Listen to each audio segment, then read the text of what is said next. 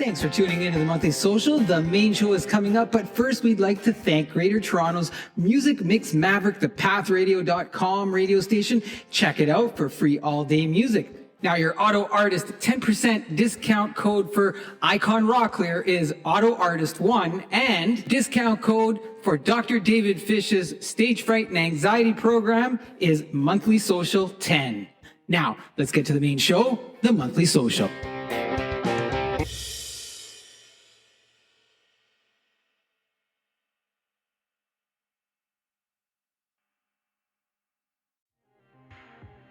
Hello and welcome to the December and final episode of 2024 on the Monthly Social. I am your host, Guido Piraino, and I start the show with a look back and forward as I search for the origins of Black Friday, get into American Thanksgiving mode, explore Twittertude, revisit unexplainable family doctor challenges, and review the guests and segments of the Monthly Social in 2024. Then I kick things off in our guest segment with Marina, a 16-year-old Canadian artist who just released her debut single, Coming Soon. Next, our featured guest from the iconic rock band Great White is Tony Cardenas Montana, who pays respect to the late Jack Russell with Once Bitten while exploring his own path of shadow and the thrill. There's a lot more layers than music to Tony, as you'll hear in our exclusive talk. I close out the show with a review of the Richmond Hill Performing Arts Center that hosted a show with opening act former Much Music VJ Erica M, and another iconic band, Glass Tiger. Of course, lots of music that includes Marina and Tony, so let's go! But first, a word from one of our friends of the podcast, Johnny Prosciutto. Johnny Prosciutto, artisanal Italian homemade products. We make it like our grandfather, or as we say, Nonno. Naturally cured, old-fashioned, and delicious. Order online at johnnyprosciutto.com, and we deliver right to your front door, where the only thing left for you to do is enjoy it with your friends and family. That's johnnyprosciutto.com.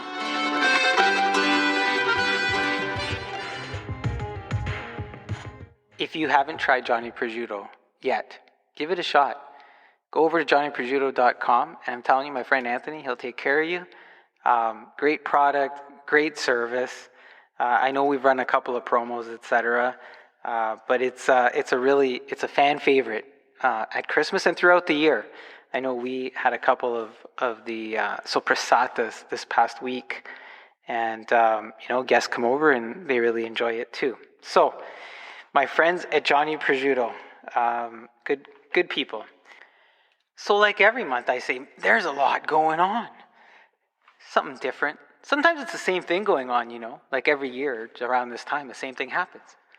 Like Black Friday, right? Black Friday happens, and American Thanksgiving, our friends, family down in the United States of America, celebrating their Thanksgiving. I always thought that was strange, like here in Canada, we celebrate it on October 31st, and then down in the US, it's like a month later, right? I guess for me, it's, hey, if I could have turkey twice and celebrate and feel like I'm celebrating it again, I enjoy the Thanksgiving turkey and the stuffing and the cranberries and mashed potatoes. I'm making you hungry. I'm opening the December show talking about food as if, we're not going to enjoy some more holiday food. And that's a concern, right? That's a concern in terms of how much you're going to eat and, types of food you're going to eat, how often, as you maybe do some holiday visiting. But first, our friends have to get through the American Thanksgiving. And with that comes Black Friday. If you've celebrated Black Friday because you gotten a deal maybe or so. I think the thing that was always interesting about Black Friday is I never knew for a long time, like, why do they call it Black Friday? And so there's a couple of things floating around there in terms of how it got its name. Allegedly, at some point, it became known as the day that businesses, turn a profit, move into the black, get out of the red. I don't know if that was, if there's any truth to that. It became that maybe, and it became that, it sounds like, because the original birth of Black Friday sounds like it happened in the city of brotherly love in Philadelphia.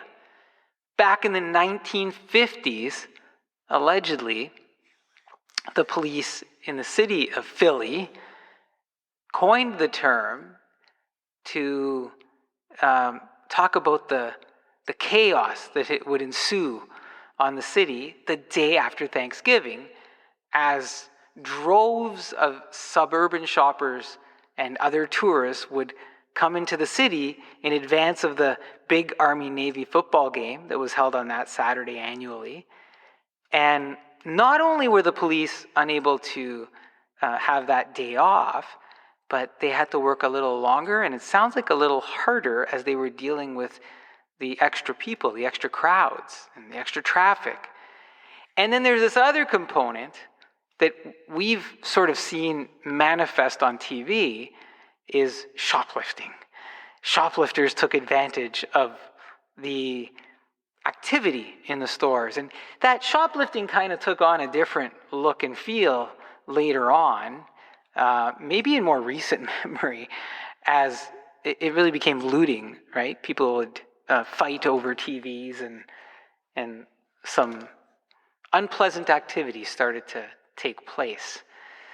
But I think that, the whole retail industry eventually got back to the notion that, this is a retail event.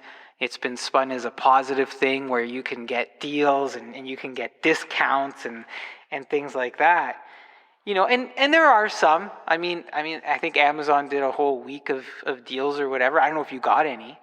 I looked at some through the week, and I thought to myself, and I might see this on Boxing Day or leading up to Boxing Day, we're probably going to see it again, some kind of hey, we're going to give you a discount. And my thing is this: there's just some products and services that I scratch my head and think to myself, look, if you're charging me $800 now, why aren't you charging me $800 in January as opposed to $1,200? And I'll use cell phones as an example, because I've gotten flooded with, here, come take this cell phone, and if you get it on Black Friday, it's going to cost you $800 instead of $1,200. And if you get it on Black Friday, you'll also get a data plan that's $60, for 100 gigabytes. But if you wait till January, you're going to get the same phone and the same data for $1,200 and $100 respectively. Now the key there, I think to myself, is it's the same phone. It's the same product. It's the same service. Are you hiring more people in January? Or is the phone going to have an extra feature in January? Is the data going to be better? Will it be faster? What else am I getting that you're collectively going to charge me another $500 for the same thing if I would have bought it on Boxing Day or on Black Friday? I don't know. I just know that things like that kind of bug me a little bit. When you can't get the same thing on a different day that you could have got for less or more on a previous day, right? Like, why is that? There's probably a retail answer to that. And there's probably something along the lines of supply and demand and what retailers can order in and all that sort of stuff. I would just like to subscribe to the idea that, maybe we could have something a little bit more even distribution of what it costs, or more fair distribution of what it costs. But that might be high hopes. Look at Twitter. I don't know if you're into Twitter. I'd been trying Twitter for a long time. I think there was, a couple of thousand users or whatever. It's really changed over the course of the last few years as well, having implemented a price for being able to type your opinion online.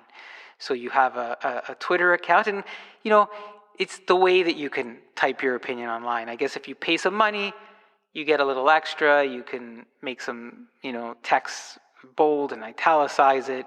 You can edit your messages. You get some extra functionality than if you don't pay anything. But then, you kind of scratch your head there as well and say, well, who cares? Who cares? Who cares if you can edit your text, or why can't you just delete it and rewrite it if you've made a mistake, or be more careful before you press send or post. And why would you pay the whatever it is, $10 a month to have that capacity, or to be seen? Or if you're just a regular poster, if you're not a big corporation that wants to promote their product, why would you pay that extra money to have that extra functionality on Twitter? I don't know. I don't know. But there are people who maybe get a sense of belonging, and this is what I've chalked it up to, I think. You get a sense of belonging, a sense of maybe some kind of community, some sense of contribution, that on that platform you are paying to do what you do, in that social media capacity. I know myself, like the environment, I've watched Twitter change throughout the years, and I thought it had become quite argumentative, aggressive, if you will. And I thought, recently I was going to take a break. I took a break from Twitter for a little while, just to kind of pause and say, if I don't do this, if I don't use Twitter, and then I come back to it, what's that saying? Absence makes the heart grow fonder, or something along those lines. I could be wrong. I shouldn't be wrong, right? All the English courses I've taken and whatnot. But I did. I took a break, and I recently went back, and I'll be honest, I didn't like it. I didn't enjoy my re-Twitter experience. As I was scrolling through it, there's a lot of angry people. There's a lot of people on Twitter who are putting down other people, angry about something, trying to prove that they're better than someone else. And I thought for a while, well, maybe is it the people I'm following? Is it the accounts that I'm following? Maybe I should just do some searches and see different topics. And it's just doesn't feel like a community. That if it wasn't a social community, if it was like a physical live community, and I had to be part of that, I'd move because there's just too much vitriol and anger out there. And one of the accounts that there's a mute feature, and I'm not sure if it worked or not, because I still saw some of the posts, and maybe because he's the owner, but Elon Musk, I actually muted Elon Musk because I don't know, sometimes he just posts these, things that poke the bear, right? And I just was like, I don't go to Twitter to see that stuff, or to see arguments, or I don't consume social media to argue with people. I want to go and get some information and maybe have a little fun, see people who like common things like Formula One or hockey or sports or some cause of some kind, right? Where you can go and share stories and learn something. And that doesn't mean that we're going to always agree. You're going to disagree. I get it. It's just how you go about disagreeing sometimes. I think last month I talked about decency in the USA election, and I said, don't vote for a person, vote for what you think is decent. Did America do that? I don't know. You'd have to listen to that episode and find out if the definition was right or was wrong. So I think the whole Twitter thing, and I was thinking about it after I had, revisited and kind of logged off, and I thought, boy, there's a lot of Twittertude going on. Now, I don't know if that's a real word. I don't know if I coined it. I know somebody else has coined it before. But that's what it felt like. It's just Twittertude. Folks getting onto Twitter, having some kind of attitude, that they have to be better than somebody else, or have to prove somebody else wrong in order to have a good day. And I don't. Look, I come on here sometimes and I say, hey, you know what? I had an opinion about this. I could be wrong. I was wrong. I am wrong. Or, yeah, I was right. I called it out, and I said that this is going to happen. And one of those things, because we talked about the election, one of the things that I said and had been saying was, if Donald Trump wins that election, and you're living in Ontario, he's going to come after Canada. He's going to, impose something in terms of his tariff idea on Ontario and in Canada. And indeed, we've already heard rumblings of that.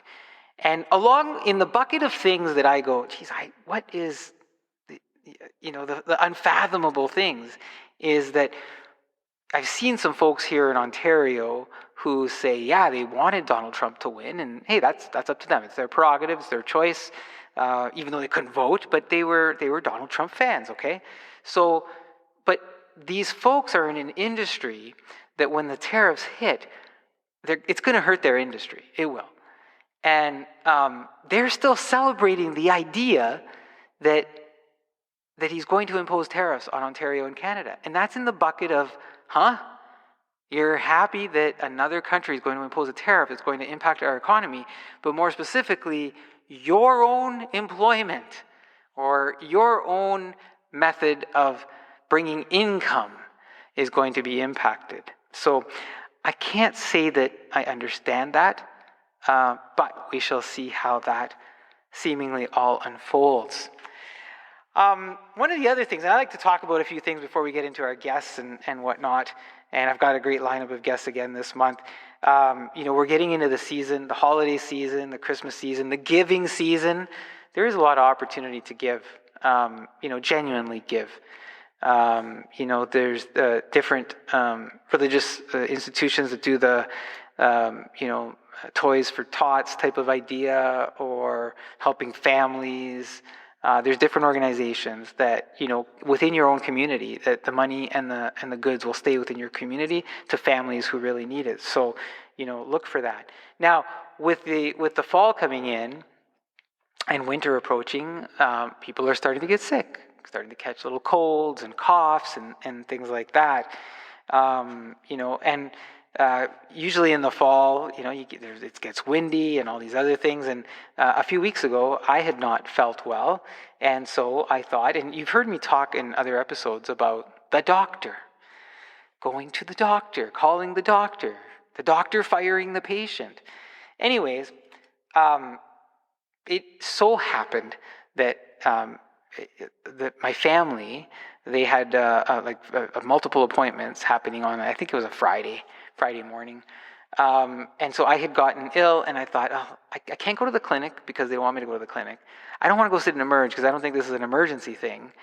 And I can't, getting a hold of my own doctor, they don't open until 9 a.m. So I thought, you know what? They've said to me in the past, don't go to the clinic. I don't want to go to emerge. So I thought, I'll just go with the rest of my family. And when I go there, I'll ask and say, hey, look, I know I don't have an appointment, but here's the situation. Is there any way you could squeeze me in? I thought it was a reasonable thing to do, because if I stayed home and then called at 9 o'clock, my family would have already been there or had to have gone, because their appointments were then. And, driving there is 45 minutes. It doesn't make sense for, for them to go, me to wait, and then for me to take another vehicle and go, right? So I went, and the receptionist says, the greeting was, well, what are you doing here? You don't have an appointment. And I said, no, I know, my family does. And I explained the situation. And the person kind of, went off on me in terms of, you can't just show up, you have to call. And it just, I thought, whoa, I didn't come with any expectation other than maybe the opportunity if it existed, right? So anyways, long story short, it really was a 2-minute visit because my eye was hurting and I had a sty in my eye, and the doctor had heard, the conversation and said, yeah, I'll see you very quickly. And she did. She looked, she goes, oh, you have a sty, you need this ointment. Oh, okay, thank you. Literally 2 minutes in and out. But the receptionist had made quite the fuss over that. And then recently, some of you are going to say, well, why don't you get a new doctor? And there's no new doctors to be gotten, that's why. one of our kids was sick, and so we called and said, "Hey, they've had a horrible cough. Can you see them, right? Because they don't want us to go to the clinic, or they want, and you're like, do I need to go to Emerge? But somebody should be seeing them, right?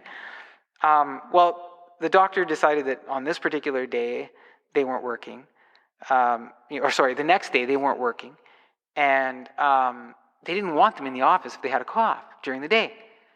So the only opportunity was to wait 48 hours and then take the child in the evening to their office, which was running some kind of clinic of some kind. The alternative was, don't go to a clinic, because if you go to a clinic, they'll fire you as a patient, because then their funding gets cut if you go to a clinic. And the only other alternative was go to Emerge.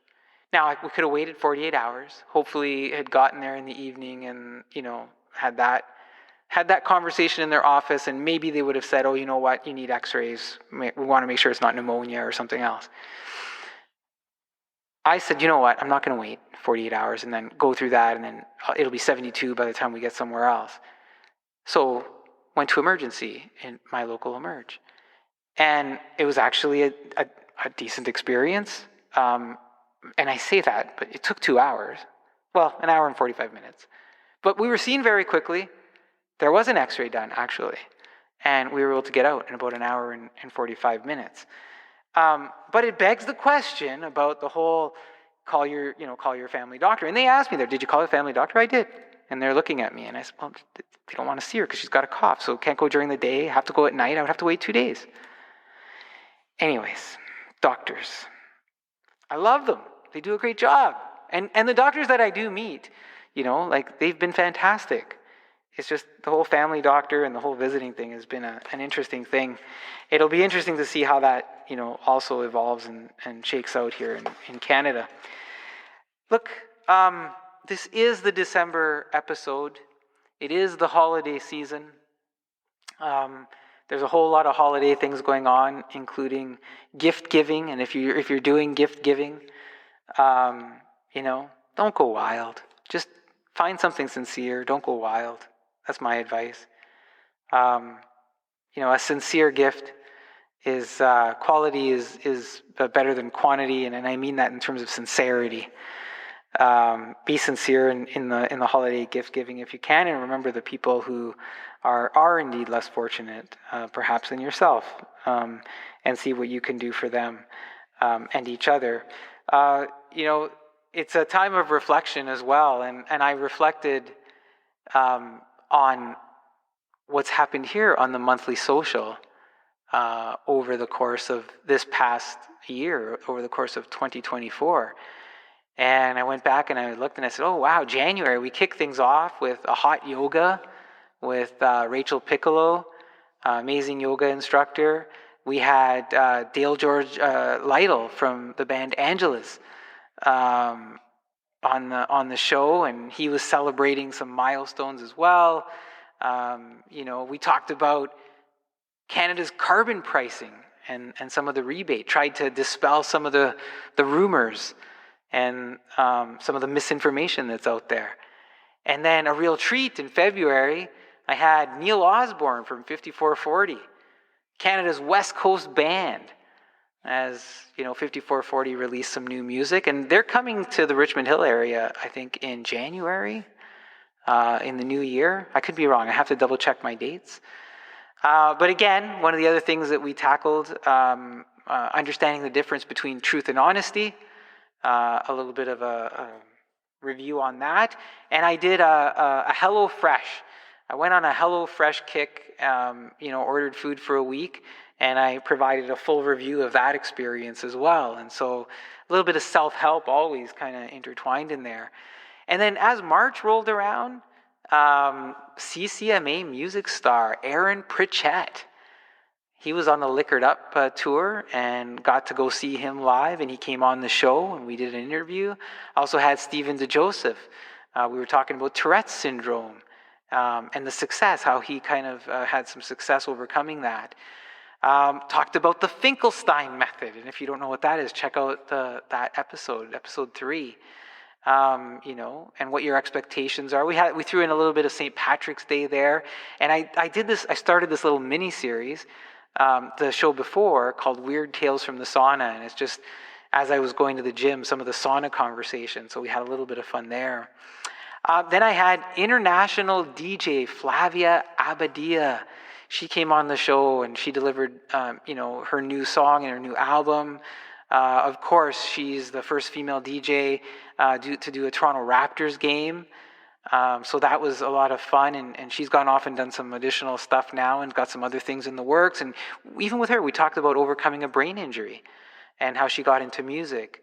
I also had Cynthia Schaefer, a sustainable self-help segment on sustainable living. And I did a little bit of a concert review. Of course, Olivia Rodrigo was touring, and so I did that. And there was a little bit of foreshadowing here, because towards the end of the year, I do a car segment in terms of dealerships, but I did a segment on should you buy a new car as well, right? Look, then the guests just kept coming. Ricky Medlock, Lynyrd Skynyrd, and Blackfoot. We did a tribute to murdered Indigenous women with his song release. We had some exclusives. And then I also had Phyllis Levitt on, America in Therapy, and her book and her take on what's going on in America right now. I also did a segment on how to be nicer and its benefits. Looked at some travel and the medieval times experience in Toronto, as well as what was going on at the time was talk about cell phones in schools. So we covered that off. And then I entered Wayne's World. We got Mark Ferrari, who went from Wayne's World to his band, Cold Sweat, and had a really fun chat with him. Of course, we had Annie Margarita Yang as we talked about the 5-day job search and, saving money, a little bit of self-help there. And then I did a segment called Are You Flirting with Entitlement? And some of your decisions on real estate, behavior, appliances, and even sports, right?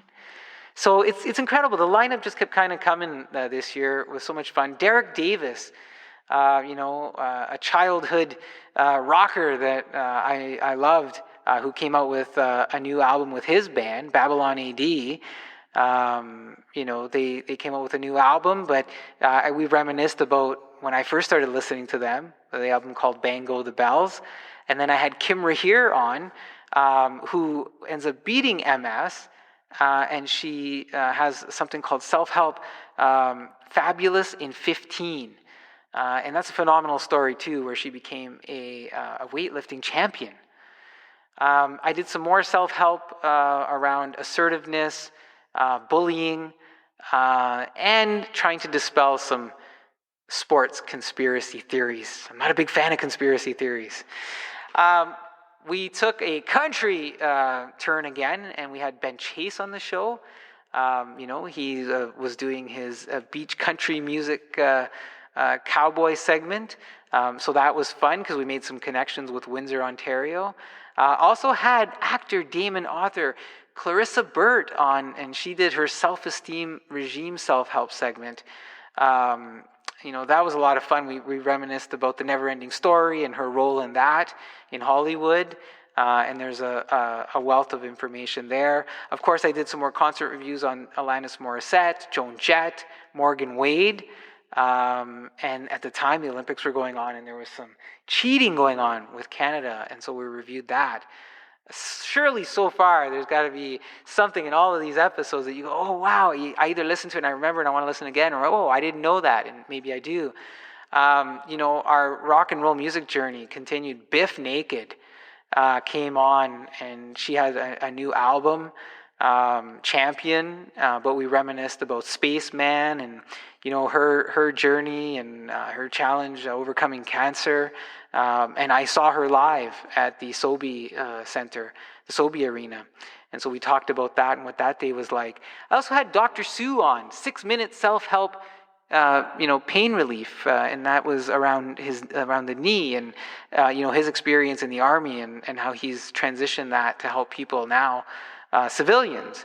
Also, a look at silence and what it means, and more concert reviews. I looked at Pink, Sheryl Crow, The Script, Those were all at the Toronto's Rogers Centre, previously Sky Dome. I have still calling it Sky Dome.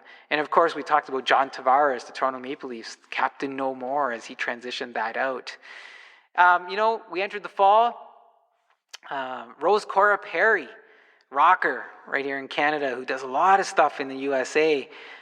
She's got her band with The Truth Untold, and she delivers that music, hard and with a smile. I got to see her live as well, and we had some fun stories on the show. And then I did a self-help IEP segment with Shelley Cano.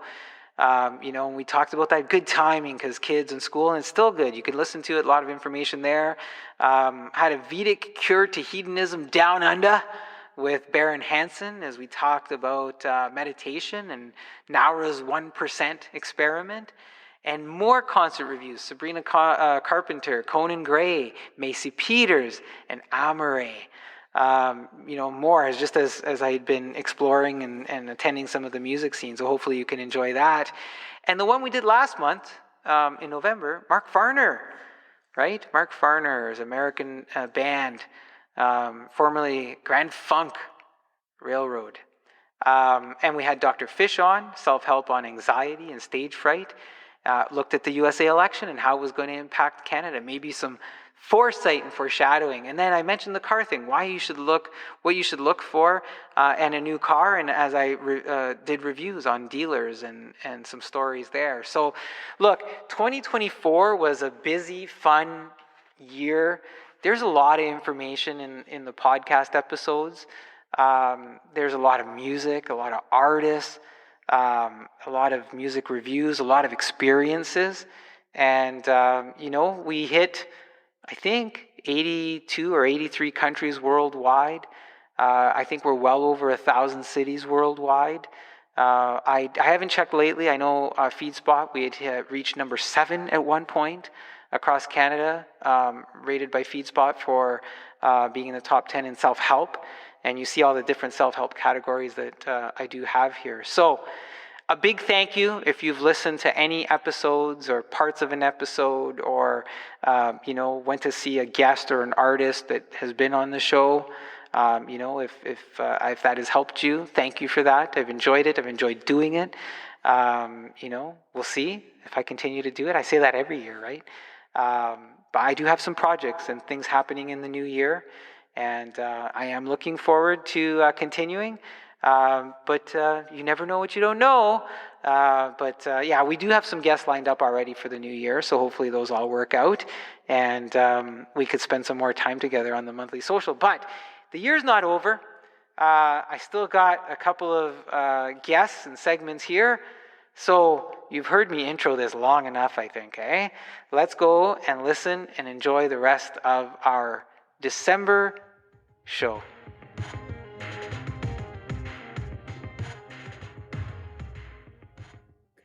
Hello, everyone, and welcome to the monthly social music spotlight.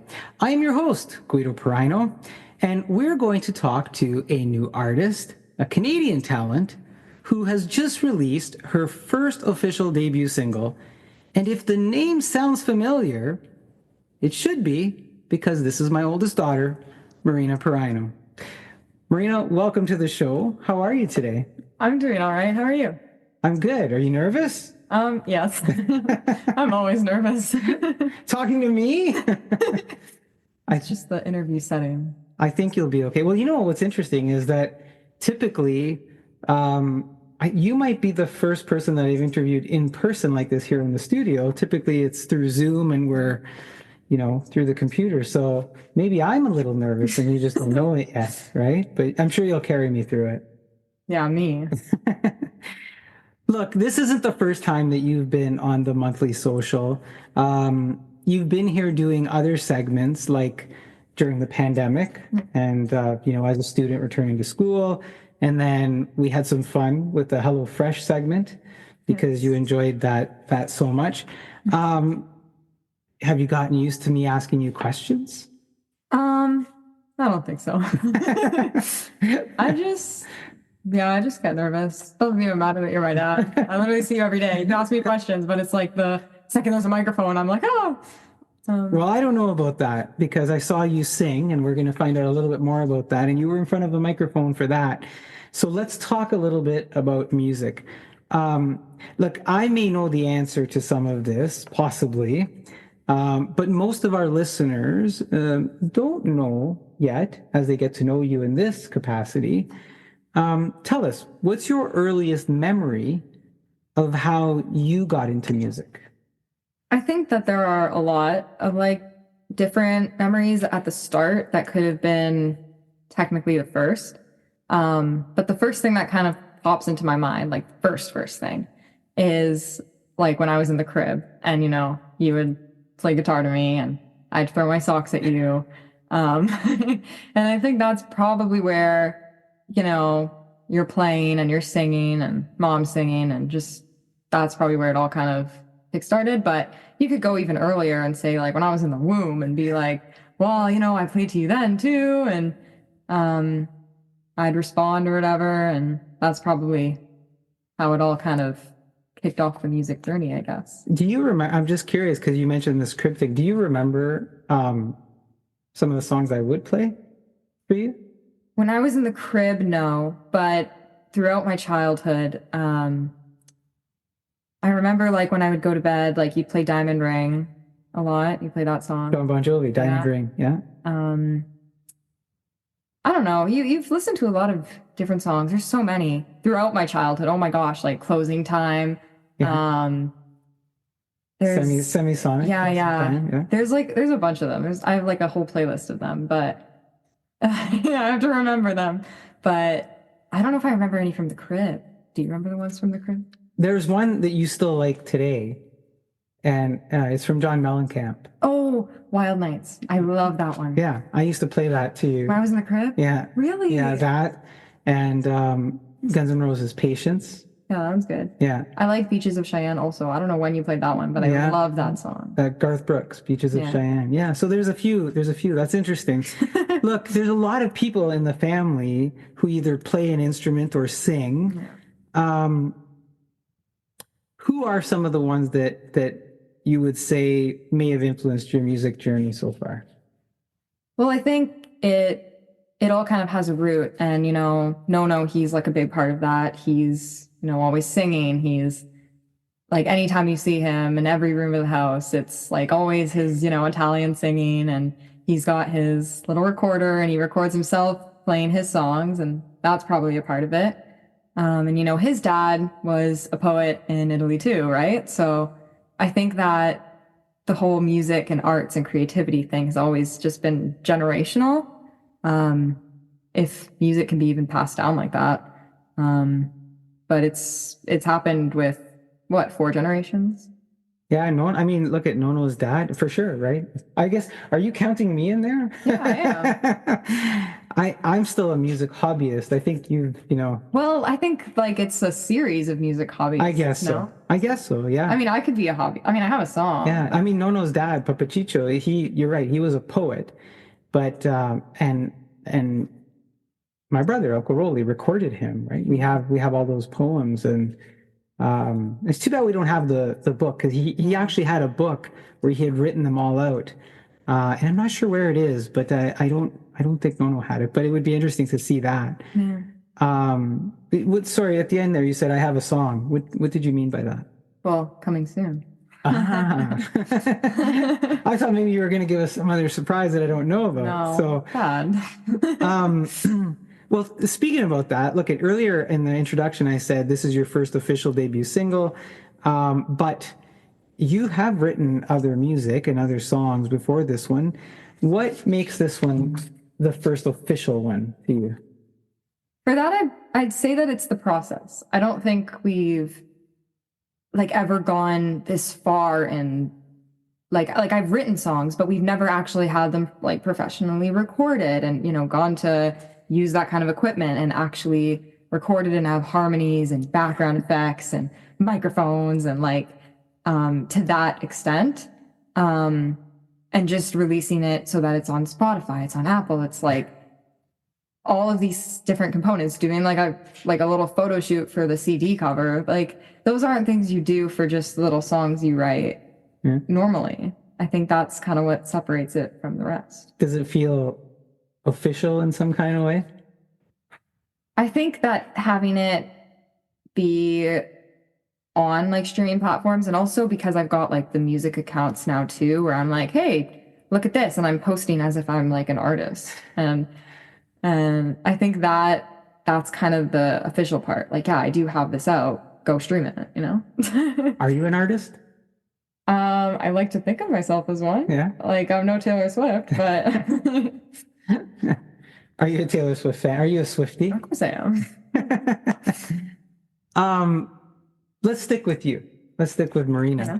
Earlier this year, I pitched the song title Coming Soon to you, and I gave you an idea of what I thought the possible direction of the song might be. Now, the final product, so everybody knows, is very different from that initial idea that I had.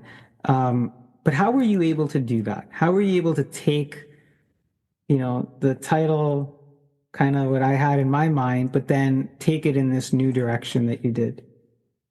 I think there's like so much story to that, because I think so. The first kind of idea was that, like, I think it was like a girl like is waiting for an engagement ring or something like that. Like, tell me it's coming soon. She's waiting. She's not sure when it's coming.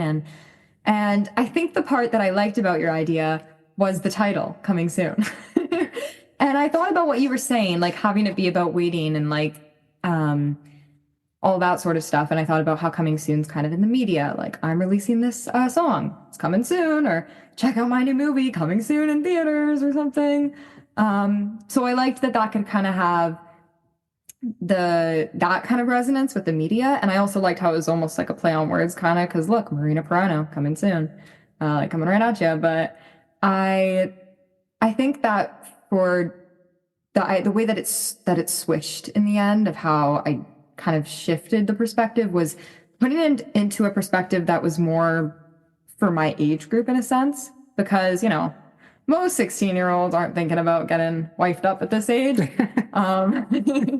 But what I tried to do is write it from a perspective that you could still apply it to that situation, but you could apply it to any situation. You could apply it to waiting for, a relationship, waiting for, a dream to come true, waiting for that ring. It's kind of just been expanded, and I tried to write it generalized enough and switch specifics, like take out specific things that would insinuate, marriage, and kind of make it into something that everybody can enjoy. So you took my boomer idea and modernized it, is what you're saying. If you want to word it like that, this is a boomer idea. Yeah. If I was like, 40, sure. Listen, if you're 40, you should still listen to the song. Not because it applies. That's the beauty of it. You can still listen to it and it applies to you. But the same song that applies to a 40-year-old or an 80-year-old even could apply to like a 10-year-old or 18-year-old. So as much as you have that going on, what is coming soon for you? Well, some people say like, okay, so now that it's released, or they hear it and they're like, well, what's it about? Like, or who's it about? Right? Like, oh, who's it about? Right? But I don't think it's like a specific person. I think it's just from a certain perspective of, you're waiting and you're kind of wondering when something's going to come soon. And for me, what I tried to kind of imagine when I was writing it was like that, I'm 16, right? And at 16, like people kind of like expect people to be in like relationships, or, you see people in the hallways at school and they're like all over each other. Or you see like, even in media, you see, movies and it's like, oh, that couple's so cute. Or you see it in books and you're like, I love them. But then you're kind of like, wait a minute, like, when's it my turn, First of all, is it like, when's it going to happen? And first and foremost, is it going to happen? Yeah. And that doubt's kind of the like hope in coming soon. It's like, I really hope it's coming soon. Like, tell me that it is going to. But I think that it can be taken in so many different ways, because even like how I've been writing songs for a while, I feel like it's always kind of just been something that I've done naturally. And I think that, dreaming that you could even actually like officially release a song is kind of tell me that it's coming soon. Tell me that it's possible. Give me the confirmation that something as crazy as that could even happen. So it's pretty all-encompassing is what you've been telling us for the last little bit here. And it sounds like you also wrote it from what might be a relatable perspective, not just for yourself, but for other teenage girls or other women or other men even. Guys, yeah. Right? Because there could be boys out there going, when's it coming soon? What is it that's coming soon? And it could just be about anything. So I do enjoy the versatility of that and how you were able to take that and make it so universal, if you will. Look, before the song was released officially, your first interview was with Brian Kelly from the Sioux Star, who kind of helped bridge the fact that, your roots, our family roots, are in Sault Ste. Marie. And here we are in Richmond Hill sort of thing, right? Yeah. But so he did an article that's in the Sioux Star, and it's on your website, marinapiraino.com, where there's a link back to the Sioux Star article itself. But in that interview, you mentioned that there were parts of the song that you wrote and put together on your way up to Sault Ste. Marie. I was in that car with you when you did that, and I had no idea that you were doing this. So tell us how you managed to do that while we were traveling in the car. So first of all, I barely managed. It's actually a little bit insane because when an idea comes to you, you're just like, oh my God, I have to write this down, because it could be absolute garbage or it could be something that turns into something, right? So yes, you were in the car and you had no idea, because when I get an idea, I'm not the kind of person who's like, stop everything. I have an idea. Turn that country radio down. Everybody, like, stop what you're doing. It's like, because then people expect something, right? Or like, if you like say, stop, I have a song idea. Then they're like, oh, how's that song coming? Or when's that song coming? And it's like, it's not coming soon. So like, it's not a thing. It's like, if it doesn't work out, so there's always that precaution. But it was literally me, and I just had ideas for lyrics. I was typing them all out. And I recently discovered that I actually think I came up with pretty much the whole song on that drive. And I did find a voice memo in my phone, because voice memos are my best friend. And I was recording it because I was trying to memorize this melody that I'd come up with. And I was like trying to hum it into it, but while being quiet enough that nobody could hear me. So I listened back to that voice memo. I remember when I got home, this was after, right? I think I wrote it coming to the Sioux. And then when we left the Sioux, that's when I had to go home and still remember it. So this was 6 days later, probably.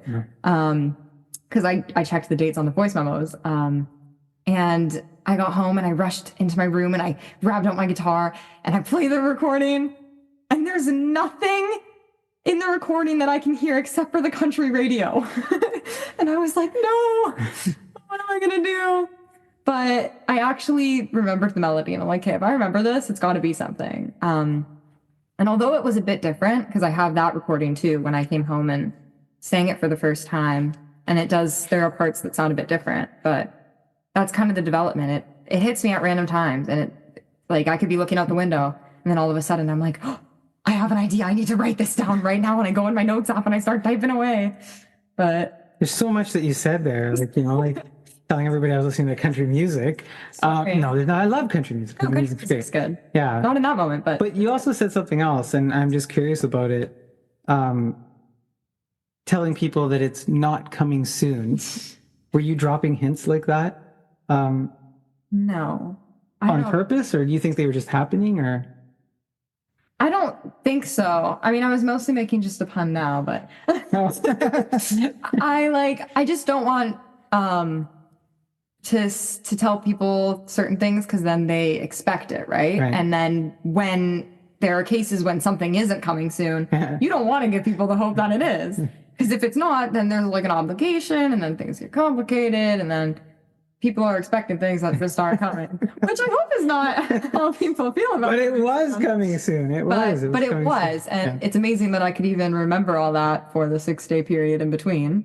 That's awesome. That's fun. It's a fun story. I didn't know you were doing that while we were driving. Yeah. Who are you hoping listens to the song, or who do you think your audience is?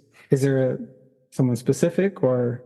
I mean, I kind of said it. Like, I think it's just kind of for everybody who wants to listen, everybody who is waiting for something that hasn't happened, and everybody who's manifesting something, who's got hope for something, and is, whether it's surrounding around a relationship or, a dream that they have or anything that they want. And I think it can be for all ages.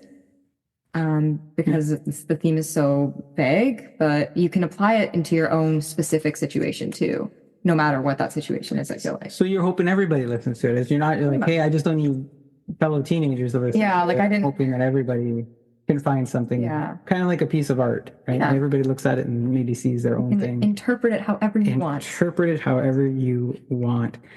You released the song mid-November, the 15th of November. Since there's a lot of radio stations right now playing Christmas music already, a lot of the music distribution channels, they're really focused on Jingle Bells and other Christmas classic favorites. Are you worried that they'll overlook your debut single coming soon because it's the Christmas season or the holiday season? I think it was a concern at one point in time because we were kind of like, oh, like if everybody's releasing Christmas music, like nobody's going to play a non-Christmas song, just because and we didn't mean for it to be, I don't think, released as late as it did either, but it's just how it happened. But I think that because there's so much Christmas music, there's less like competition in the non-Christmas music, so it kind of like shines a little bit because you're all releasing Christmas music, but look, I've got like this single and it's not Christmas, but it's something. And because it's that separation, maybe somebody would listen to it over if it were a Christmas song when there's other artists that are currently releasing those. So not worried about the holiday season. I don't think so. I'm not trying to be. just enjoying for whatever it is. Yeah. Where or who have you distributed the song to so far? The song has been distributed to a lot of, different pop radio stations across Canada, internet radio stations across Canada, the US, the United Kingdom, Australia, to some like colleges and universities as well. So it's been distributed quite a bit, I think. Yeah, you've sent out quite a far reach using different distribution channels, it sounds like. Yeah. I know it's not always easy because there's so many. Do you know which radio stations have played it so far? Are there any that have given you some heads up? I know a few. So I think Music Mafia played it. They might have been the first to play it. And there's Alternative Twist, Banks Radio Australia. There's CJMQ 88.9, I think it was. It's Now Radio. There's quite a few that I think have played it. And if I didn't say anybody else who's playing it, thank you for playing it. And I think those are the main ones that I know of at the moment, though. You left out the Path Radio because the Path Radio. I see. You know what? I was gonna mention it actually. I was gonna mention it, and then I was like, "Oh, does he want me to mention it?" That's okay. No, you know what? I actually, for those who don't know, and I also help operate the Path Radio, pathradio.com. But I actually purposefully stood back and made sure I wasn't the first one to do that, just to give you your own space or whatever. But then other people started playing it, so I started spinning it as well, and there's some success there. Actually, people can go there. I know, like now we've got all these streaming services, but they can go to the Path Radio. It can actually, there's a request song feature, and they could pick whatever song, not just yours, but they could pick yours, and put it in for request too. So, do you think that this is a song that could make mainstream charts if you had a label or maybe some additional support behind it? Or what are your thoughts on that? Well, I think that it could be like more helpful. I think it could be easier, less work for, you to help me with. But I think that when I was creating Coming Soon, I did try to make it have more of a modern sounding kind of thing. So like, I think it's an all right song. Could it be mainstream? There's a lot of really good artists, so it's always hard to say, but having a label and stuff would definitely, give it a chance if it were to ever be anything. Hey, labels. I think she's, interested if you're interested. Yeah, it's interesting because you said modernized and like the producer, and we're going to talk about that in a second. That was one of the first pieces of feedback that you got on the song was, wow, does it ever have like a modern, fresh sound? And that seems to have stuck with you throughout. But I'm just curious, what kind of other feedback have you gotten from friends and family so far, or anybody who's listened to it that's engaged with you that they're not immediate friends and family, but have said something to you? I think that most reactions have been positive. Like everybody's pretty supportive, and they're like, "Whoa, like you have a song that's like pretty cool. Oh my gosh, it sounds awesome," or whatever. So it's nice to hear that people are enjoying it. But yeah, it's definitely been mostly positive feedback. Everybody's kind of saying like it sounds really good, should play on the radio. But if it's family and friends, like of course they're gonna say that. But yeah.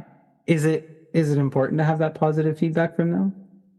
I think because it's different. It's not me just writing in my room and saving that voice memo and not ever doing anything with it. It's because I'm actually it's a change. You're actually releasing something. So knowing that there's people that are kind of supporting you and are going to say that it's good and motivate you to not, retract back into being afraid to do something different.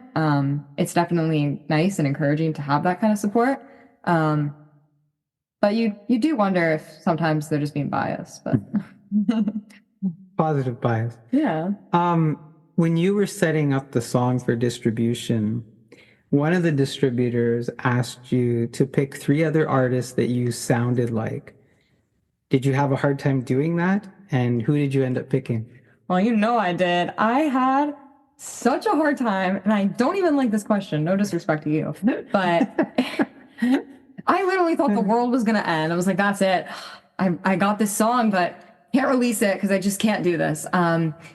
I really don't like comparing myself to other people for music because it feels like ingenuine and it feels a little bit arrogant, or at least I find it arrogant. Like I see people who post online, they're like, oh, do you like Gracie Abrams and do you like Olivia Rodrigo? Well, listen to me then. And I feel like that's just kind of a bold statement. Like, again, you could be really good. But like be your own person. Like I feel like my thing was I want to be me. I think I sound like me. I don't think I sound like, the famous singers that you might know. I think that I take inspiration from them. And I think that, I admire their writing styles and their like melody, like writing capabilities. But like, I don't just want to be a copy. I don't want you to just think of somebody else when you're thinking of me. I want you to think of me. So it was hard to actually say, oh, I think I sound like this person, this person, this person. Cause I don't know. I just find it not very nice. It's like, I don't know. I find it arrogant.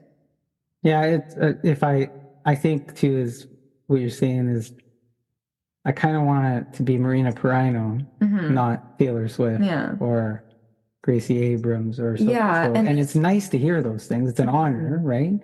But you don't want to hitch your trailer to them either, right? And it made me a little bit nervous at first because I was like, oh, like I don't want to be advertised as, do you like this person? Well, listen to her. Because I'm like, that's not me. I'm me. And I also don't want the expectation either. Like if you like, Gracie Abrams or something, and then you listen to me and you're expecting it to sound like Gracie Abrams and it doesn't sound exactly like Gracie Abrams. It's again that like expectation or whatever. Talking about expectations, I mentioned earlier the producer, and having done that, it's the first time that you worked with a producer. What was that experience like? What was it what you expected? I don't know. So for expectations for that, I don't even know if I necessarily had any. I had no clue how it works because, I've only ever written songs in my bedroom and, in the car that one time. But it's definitely interesting. When I got there, I think it was a lot more chill than I was expecting it to be. Like it was very like calm and I was like, a nervous wreck as usual. But it was It was interesting. It was like, yeah, it's hard to describe. It's a little bit surreal, but you get there and it's kind of chill, and you've got like, um, like the producer, he's like kind of getting the instruments together, and he's like starting it out, and you're wondering where it's going. Like, oh my God, is this going to turn out good? And I think I even messaged you. I was like, Dad, like, what if I don't like the song in the end? I just paid all this money. And now, like, what if I don't like it? And you're like, you're going to like it. I'm like, what if I don't? I can't ask people to change. I'm a people pleaser. This doesn't work for me. It's trusting the process. But then as it was going, I was like, oh, okay, like, we're going to be fine. Yeah. Trusting the advice, because the producer has like feedback that they give you. And so it ended up being okay. But what would you say is the hardest and easiest things that you did working on the song during the recording part of it? Okay, so during the recording part, so we'll start with hardest. So I think for the song or whatever, I think the most difficult part was the harmonies. Like there's certain like parts in the song where you'll hear like the harmonies or whatever, like on the "Can you hear me?" or like on the "Still waiting." And as cool as they sound, and as much as I love them, getting those to be like how they were was very stressful, because I was trying to like do it perfectly. And like sometimes like my mind would be saying one thing, but then my voice was like, no, we're going to do this instead. And I'm like, you have to listen to me. Like I'm in charge, not you. And then I realized I'm crazy, but I'm trying to like get it right. And it took a few tries, and I had to hear it a couple times and have that starting point so that I could be on the right note for some of them, because you're hearing the normal melody, and you have to sing like a lower or a higher one, so it's different. And you're trying to remember your stuff, but then you're hearing something different in your ears, so you're like, what am I supposed to do? So that was probably the hardest part, but it was okay in the end, and I think it was definitely worth it. The easiest part, I don't know if it was the easiest, but I'll say it was the most fun. I liked doing the ad libs like throughout the song, because once it was done, what we did is we kind of just had it like it was just a recording like throughout the entire thing, and I would just kind of do like a whoa whoa or like a oh, like anywhere I felt like I could just do those little moments, right? So there wasn't any expectation. It was kind of just whatever happens, we'll use it or we might not use it, just do whatever you want. So I think we got some like cool parts, or some of my favorite parts of those little ad libs. And I'd say those were the easiest, just because I was not, I mean, I was nervous because I'm nervous about everything, but I think that once I did it the first time, afterwards I was like, wait, this is kind of fun. So it became easier. Settled in. Yeah. I was like, oh. With the song out and getting airplay, you've also now started working on a couple of videos. Mm-hmm. Can you tell us anything about the videos? Are there any spoilers or early hints that you're willing to drop? Or well, right now a lyric video for the song is in the works, so that we can have lyrics for people who want to follow along, and another creative element people can kind of just get involved with coming soon in. And hopefully there'll be the music video soon, that there's a process to get that done as well eventually, but those are kind of what's in the plan at the moment. And are you gonna have those on YouTube or the website? Or YouTube, my YouTube thing should be up soon. So that coming soon, it should be up soon. So then when those are posted, you can find those there. Now, talking about platforms, you've been posting on a couple of different platforms. Of course, you have your website, marinapiraino.com. You have Facebook, Instagram, and you just started TikTok. Mm-hmm. All can be found using Marina Piraino Music as your name. Do you have a favorite out of those? Are you engaging with fans on any of them? Or I don't know if I have a favorite per se. I probably do a bit on Instagram that I like keep up with. I try to keep up. I try to interact and say thank you to people when I can. It's a little busy. I've got a lot of school, and I'm like, when do I have time to balance school and this and other stuff? So it's all a process, but I do try to be active when I can. And no, I think that's important, right? Because you are in school during the day, and you don't have a label and a PR management team behind you. So you kind of get on there when you can get on there and send stuff out and things like that. So it's worthwhile mentioning, right? So nobody feels ignored sometimes. Yeah. Talking about other products that you have, you made a CD. Are you doing anything special with the CD or? Well, we're selling CDs. You want one? $5, people? Come on. Songs are expensive. I need to make that income back. No, but yeah, we're selling the CDs. Though it's kind of just a special thing for, the first release, like first song ever, right? Kind of a keepsake that you can have with you. I think that it's what did I want to say? It's for Christmas, be a great gift to give to people. I might give some to people for Christmas because it's kind of cool. And yeah. Right on. Where can people buy your song? And do you have any other merchandise yet, or more? If you have it, what's there or what's coming, maybe? So for buying the song, you can do that on Apple Music, or I think that it's on marinaPiraino.com. So if you go there, you can find it and download it. And what was the second half of your question? Any merch? Oh, right. So we do have a little bit of merch. There's a couple of t-shirts. There's a hoodie. Also on marinapiraino.com at the store. So, if you really want to support me and prove that you're a dedicated fan, I'd head to that store right now. I'm going to have to buy one. I don't think I bought one yet. No, you didn't. I didn't. Come on, Dad. What is this? I don't know. I like it because it's got that little symbol. Yeah. Maybe we'll save that. We'll talk about the symbol some other time. We can't give everything away, right, Marina? Gotta keep some secrecy. Gotta keep some secrecy. Do you have any live performances coming up?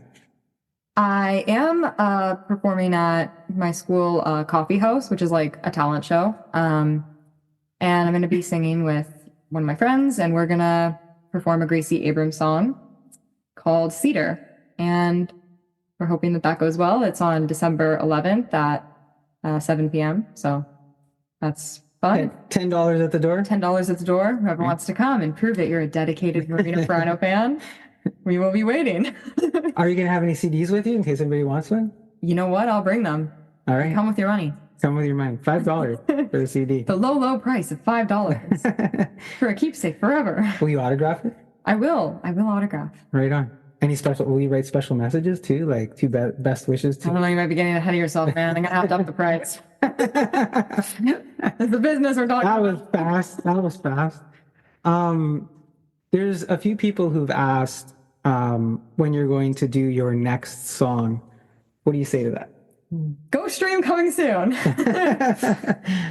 Like songs are expensive. It's a lot of process to write a song too, and sometimes songs are written really quickly. But I think coming soon actually took had a bit of evolution to it, a bit of development in terms of how it came to be its final position. I think that if you want a new song, go stream coming soon so that I can afford a new song. And I definitely would be open to having a new song in the future. Like, I'm not like, I'll never release another song. It's definitely possible that I will. But yeah, it's just a matter of when the time comes, it'll come, just like it did with coming soon. So in 2025. Might be getting ahead of yourself again, but All right. It really depends on kind of how life goes. I feel like when life wants something to happen, life will make it happen, and the opportunity will arise if it is meant to be. So right now I want to focus on coming soon. So if you're enjoying that, keep streaming, and maybe you'll get another one. Yeah, add it to playlists, right? Yes, add it to playlists. Tell your friends. Yeah. I noticed that one of the messages you got, I think it was on Facebook.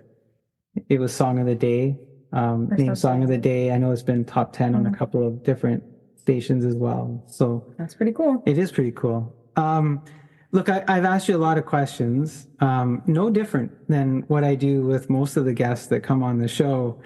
So, there was no preferential treatment here as far as the questions go. But I am curious, because you said at the beginning you're nervous. What's it like working with your dad on music and on these projects? Is he hard to get along with, or what? You know what? That's interesting.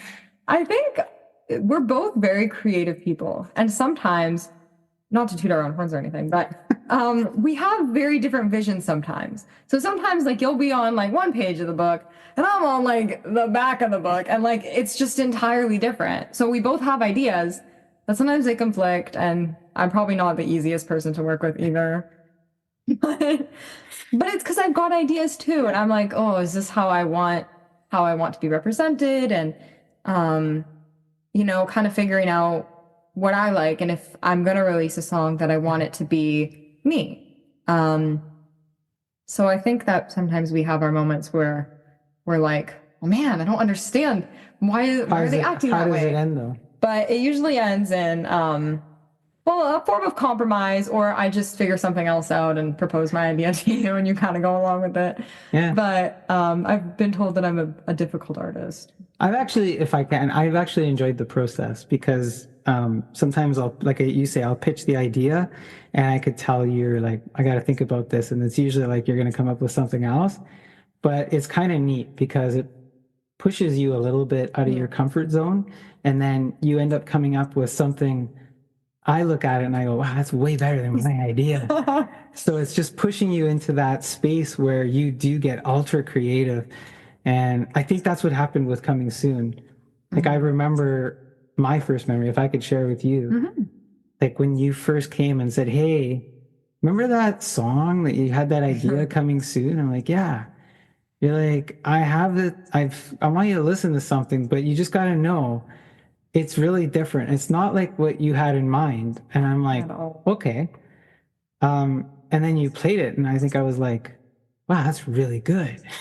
So you took it to that next level. And I think, like I said, you just the idea pushes you into a different zone. And I think that's one of my favorite things of having worked with you on this stuff, is watching you get into those spaces and stuff. So we'll see what comes with the other songs. Yeah. Look, I know you got to go do homework. I do. You do. You have like 2 tests tomorrow or something? No, next week, but still, it's all building up. It's all about building up. And you've got some great academic accolades, so everybody's proud of you for that too. Thank you. So I want to thank you for doing the show. I know it wasn't easy talking to me in the role of dad sometimes in this, but it was fun, I think. It wasn't so bad. Yeah. It was fun. Is there anything that you'd like to say to listeners or anyone else before we sign off? Well, obviously, thank you to anybody who has streamed the song. There's been a few artists who've also supported my music journey, which is really nice. I think Robbie Hart, Chris Hale of the White House. There's a few people who've really supported me and tried to, advocate for Coming Soon and listen to this, which is really helpful, and definitely not something they have to do as artists, but it's really nice that they do it for new artists. So big thank yous all around, and go stream Coming Soon. Yes, thank you. And thank you to those artists as well. It takes a lot, I think, for one artist to support another. And Robbie and Chris have both extended themselves to you. So as well, thank you to them for doing that and working with you, Robbie too, like directly and stuff, and sending you stuff. So, well, thank you, Marina. For those listening, thank you. That is Marina Piraino. And she's been talking to us about her debut single Coming Soon. And from what we can tell so far, she has arrived. She'll be giving us some great follow-up content on the debut song in the form of videos and other material. And maybe she'll deliver some new content in 2025. For now, follow her on Facebook, Instagram, TikTok, YouTube as it's coming out. And as well, check out her stuff on marinapiraino.com and add Coming Soon to your playlist. Thank you, and have a good night. There was something special about being able to have that discussion and record it and have it on this show here, sitting with my daughter, Marina, and just going through that. Just some special moments, Those of you who've been listening to my show for a long time know that from the very early beginning, one of my own inspirations was Stuart McLean of the Vinyl Cafe, and having grown up listening to his shows, going to his shows, having the opportunity and privilege to have interviewed his producer, Jess Milton, early on as I started this podcast. Still one of my favorite moments. But one of the things I liked about Stuart is that he often introduced us to new music, new artists, new talent. He would, in his travels, go into little venues and listen, watch, observe, and then he would share those stories with us, not just in word, but if you went to his live shows, in his body language and how he delivered that content to us. And so with Marina being a young, new artist, I felt it paid a little bit of homage to what Stuart would do, introducing new Canadian talent.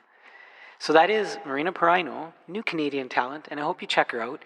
We're going to listen to a snippet of her new song coming soon, but if you could go give her some support on the different platforms, I'm sure that she would love it. Here's a little bit of Coming Soon from Marina Piraino.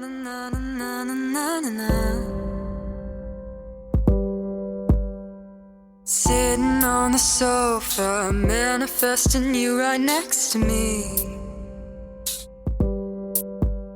I'm a dreamer, a believer, and I wanna believe that you can see just how down, how low I'd go for you, just how much I'd care, baby.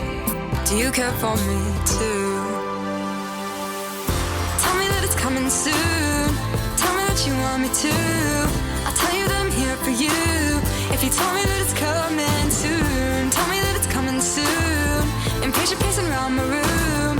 The only one I want is you. Baby, do you want me to depart in the playground? Don't want to feel like a little kid. Can you hear me? Can you hear me? Yes, we can hear you, Marina. So folks, to hear the rest of the song or to pick it up for yourself or to give her some support, head on over to marinapiraino.com, where there are links to Spotify, Apple, Amazon Music, Deezer, just a whole bunch of other links, and see what you can do. Now, someone else that we are excited to hear, Tony Montana Cardenas from Great White. And this was a fantastically fun conversation that I got to have with Tony, a real treat, a real honor and privilege as well.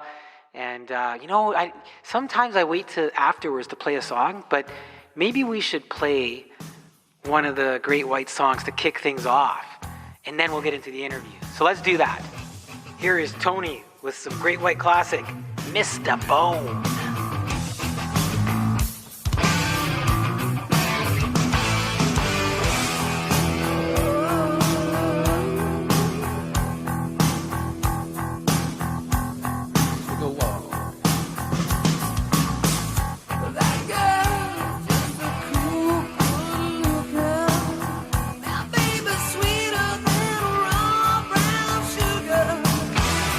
Never mind, 'cause the fancy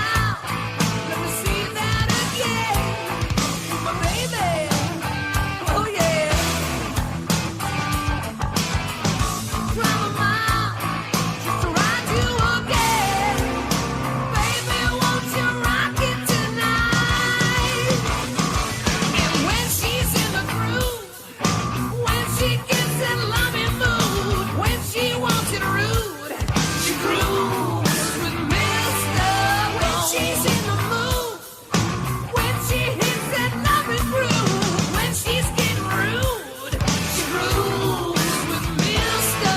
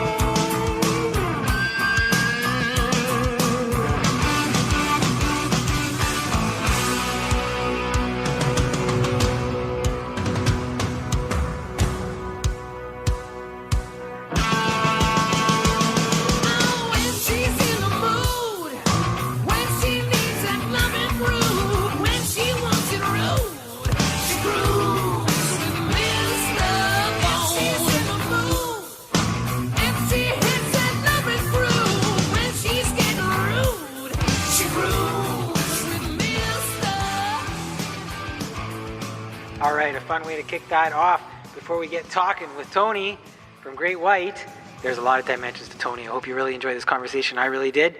Let's not waste any more time. Let's get to it. Tony Montana.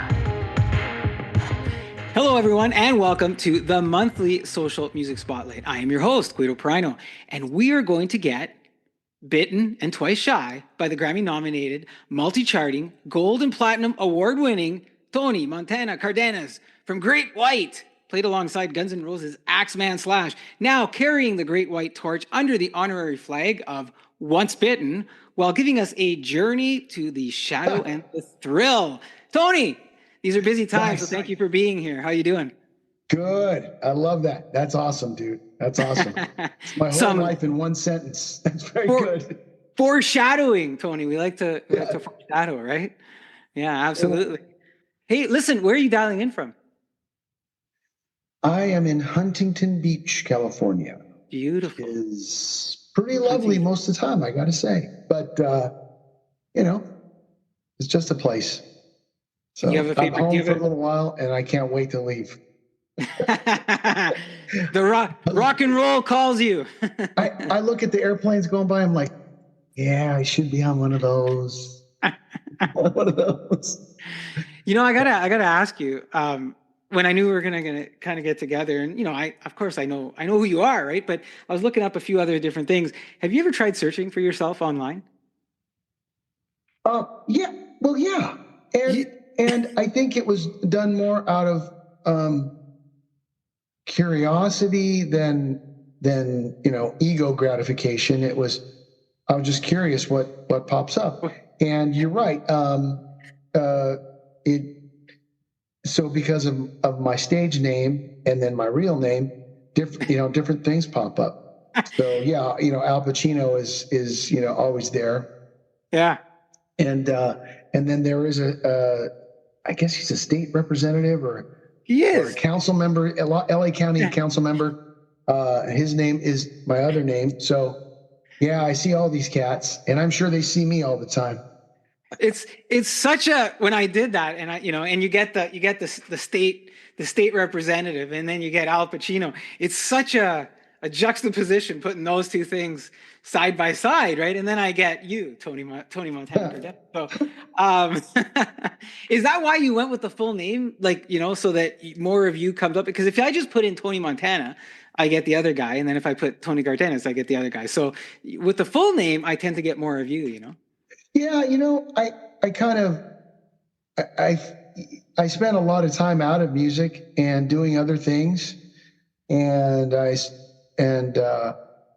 I don't know. I guess at some point, maybe I'll just go to my given name, and I guess, I don't know. It just depends. Like my PRS artist relations guy, he's adamant. He's like, just drop to Montana and just be, and he when he makes me a guitar, when they make me a guitar, it says Tony Cardenas. Doesn't say anything else. So they're pushing me in that direction. I don't know. It's kind of like the John Cougar Mellencamp. Mellencamp. Great minds think alike. I was thinking of that too.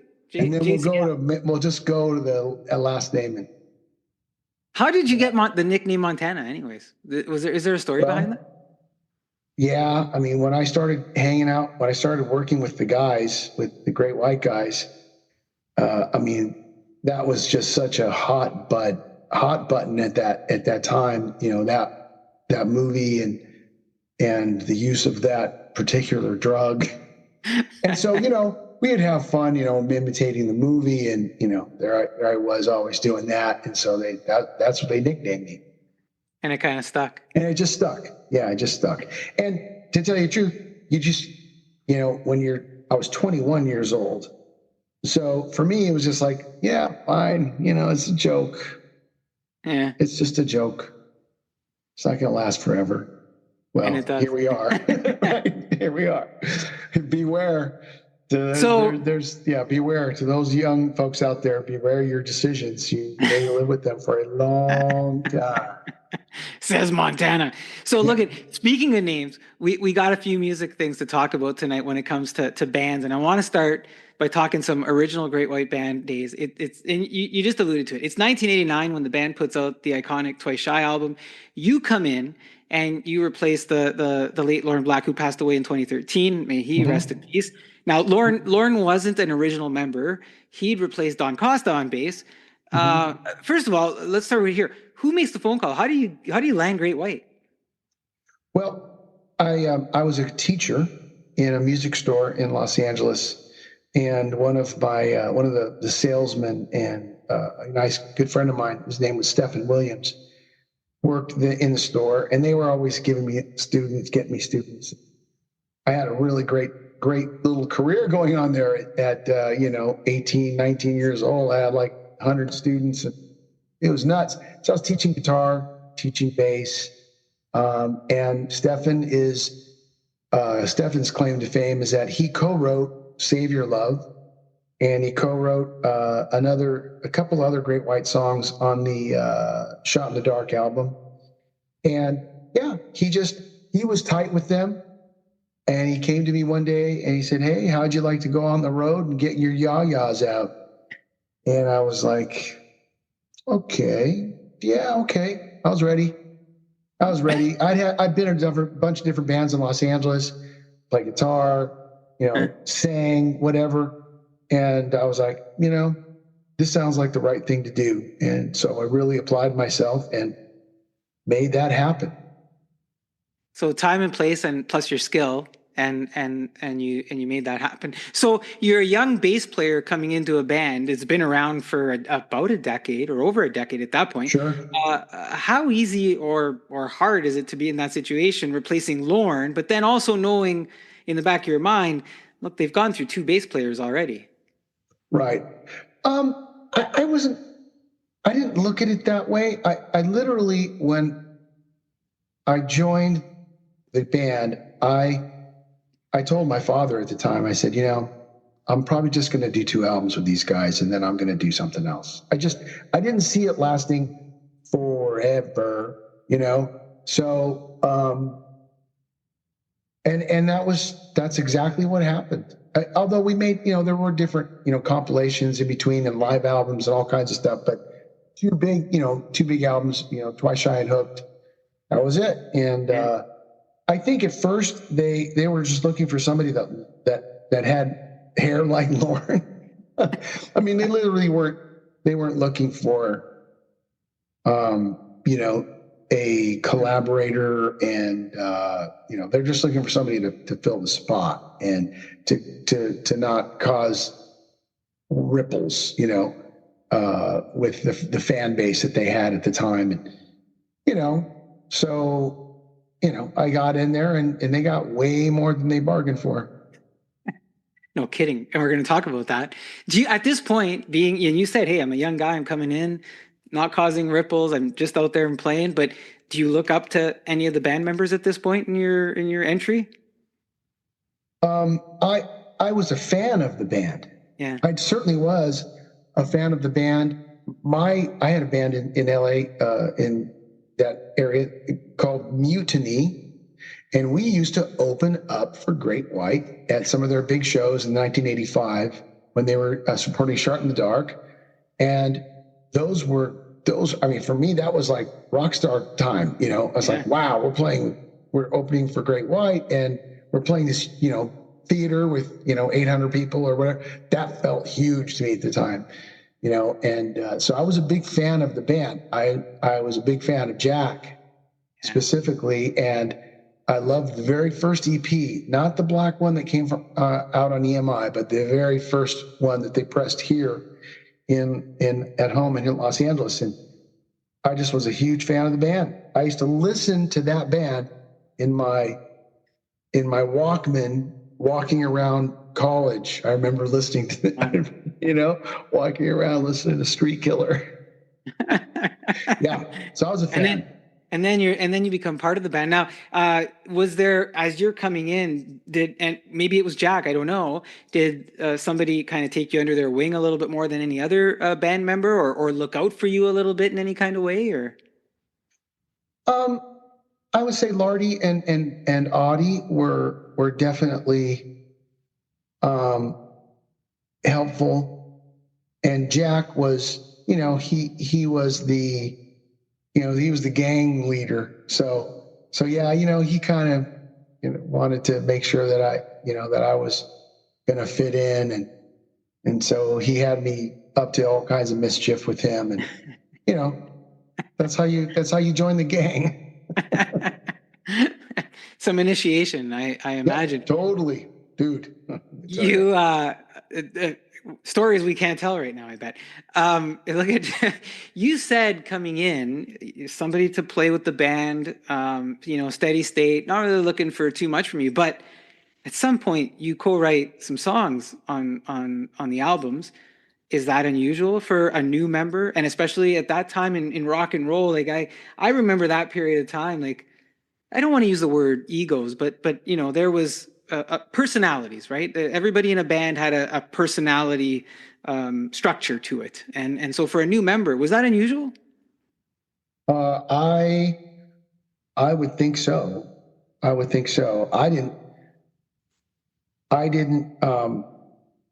didn't have any idea as to what the norm was, or what was expected. I just thought, okay, I'm in this band.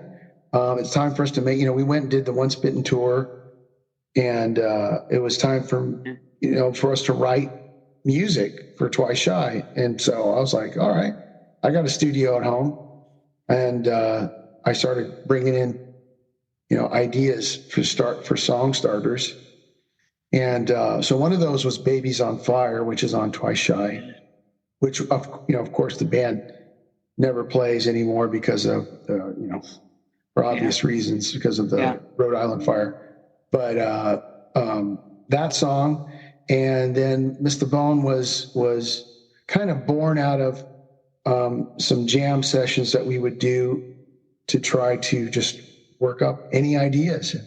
And I kind of led the charge on that. And you can tell that the bass is like the focus of that track, and it's a little funky, it's a little slinky. Something's there. It was a new area for them, I think. So you come in with this stuff, they're just like, yeah, cool, let's go with it. There was no. Yeah, I think they were excited, and then once we were finished the tracks, and the label heard those tracks, the label got excited. They had picked Miss the Bone as the lead-off single for the album, which was a big responsibility, honestly. now it did change. It did flip flop, and Once Bitten Twice Shy ended up taking over, and so they changed strategies there. But that was, so there you go. And then Hooked, the next thing that I did help with became the leadoff single for Hooked, and it would be called Rock and Roll. Yeah, rock and roll. So you're there for, like, as you predicted, you're there for these two core albums, Twice Shy and Hooked. You got two fan favorites in Missed a Bone and Call It Rock and Roll. And then, like you said, I'm going to probably do something different. And around 1992, you say, hey, it's time to take a break. You go into a business of sorts with something called discfactory.com. There's other endeavors that you do. I was going to say to you, was this sudden, brewing for a while? Was it hard to do? Was it knowing that you had that thought? Was it hard to walk away and say, I'm going to go do these things? It was kind of mutual. I was unhappy. I was pretty done. We did 5 years of some pretty intense work, and I was kind of disillusioned with all the trappings of that world, that successful rock band and girls and booze and drugs and all this. I just kind of was over it, and I wanted to go. I missed my my home life, and I wanted to settle down. So I was miserable. They saw I was miserable, and it was like, okay, you go do your thing. And I wanted to do my own music as well. So I was like, fine, I'm done. I'm out.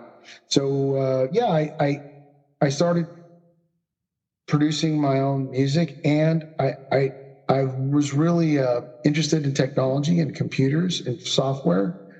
And so I jumped into that. I actually started developing software, and I started a little company and became an entrepreneur. I didn't know that I was becoming an entrepreneur, but that's what I was doing.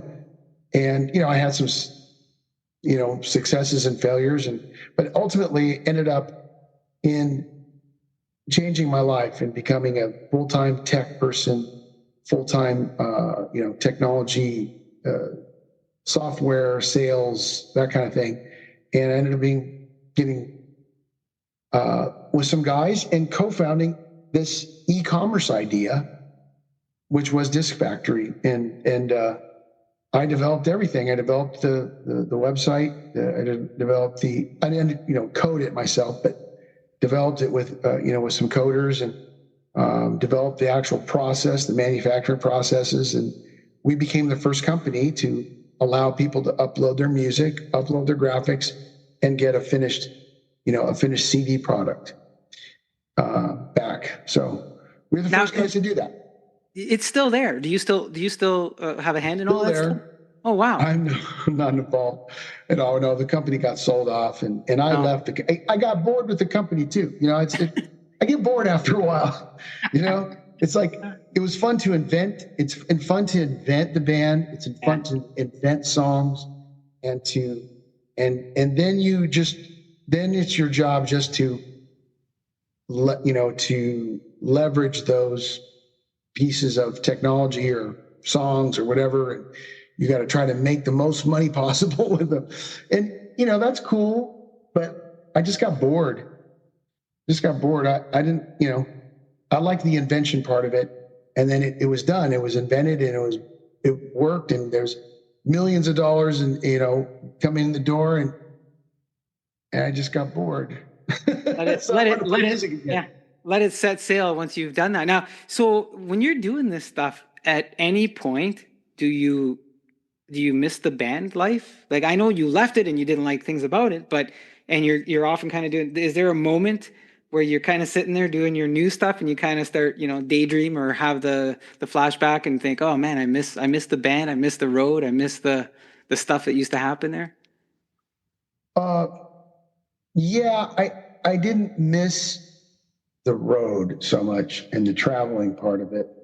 I did, and I always continued trying to, do stuff in the studio, and work and write, and the invention part of it again. It's like, that's the fun part of it to me, and the creative part of it.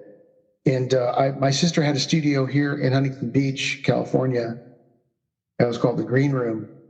And I don't know why my sister ended up owning a studio. It's the weirdest thing, but she did. And I was in there. Anytime there was a minute that it was free, I'd be in there from, when these guys would roll out of the studio at midnight, I'd be in there from midnight to 6 a.m, just banging away. Then I'd go to work. That's incredible. Is that where your solo album Tombstone Shuffle, was any of it born in that green room? Absolutely, yeah. I did a lot of the own engineering on that myself, actually, just by myself, just working in the studio. And it took a while to get it together and to finally get it out to somebody, which it was a different world at the time, right? Like you had to have a label, and so finally it got out, through that French label called Axe Killer and a Japanese label, Big FD in Asia. And I'm proud of that little album. There's a lot of work. And I always wonder about this, an artist goes out and does a solo project.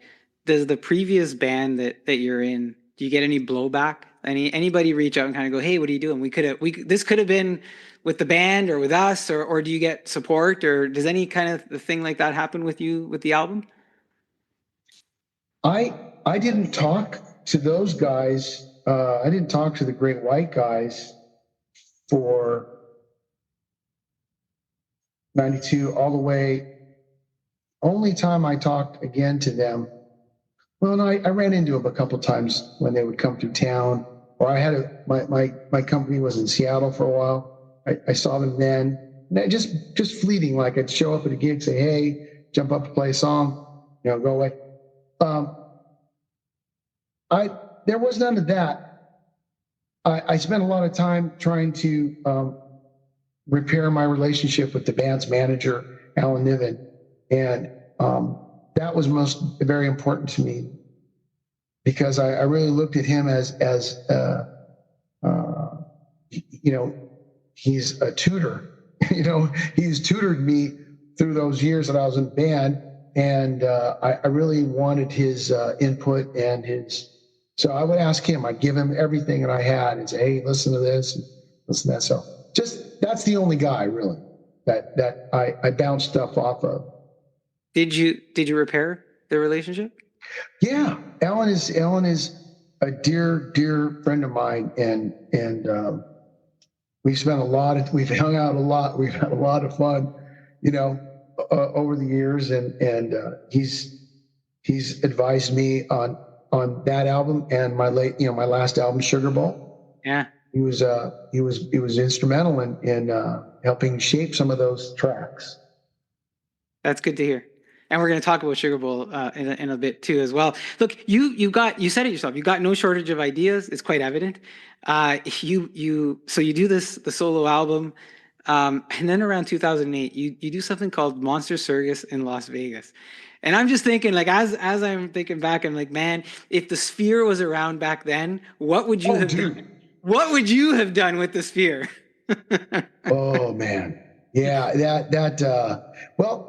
To your point, I was the president of that company, Disc Factory, and we were having we were doing well. We were actually named one of the fastest growing companies in the United States by Inc. magazine, one of the 500 fastest growing companies. We really did a bang up job, and again I was getting kind of bored. I wanted to play music again, and I thought, well. Why don't I was ready to play that era of music again. You know what I mean? Like I'd stayed away from it. I'd written music and I kind of stayed away from the 80s-ish thing. And I was like, okay, I'm ready to do that again. And so I went out and just recruited some friends from back in the era, and guys that were, multi-platinum dudes in their own right. And I said, let's do this. Here's this idea. We're going to have a stage show. It's a show. We're going to play all of our songs, all of your songs, and we're going to have this high production. We're going to have acrobats and dancing girls. It's going to be over the top. And so that's what we did. Yeah, and like you're saying, some names like Dee Snider, Fred Coury, John Corabi, Rudy Sarzo. Like we're talking Motley Crue, Cinderella. Like this is like core guys, right? And you do this show at the Las Vegas Hilton. Yeah, that's, we needed a big stage to do it because we wanted everything. We wanted a set. We wanted enough room for for a troupe of dancers to do whatever they were going to do. We needed room for the acrobats, for people that are on do the silks and the spinning and all of that crazy shit, man. So we needed a big stage. So we decided to do the showcase at the Hilton. And we didn't do more than 30 minutes of sound check, and the management from the Hilton came and said, "This show's going to be here.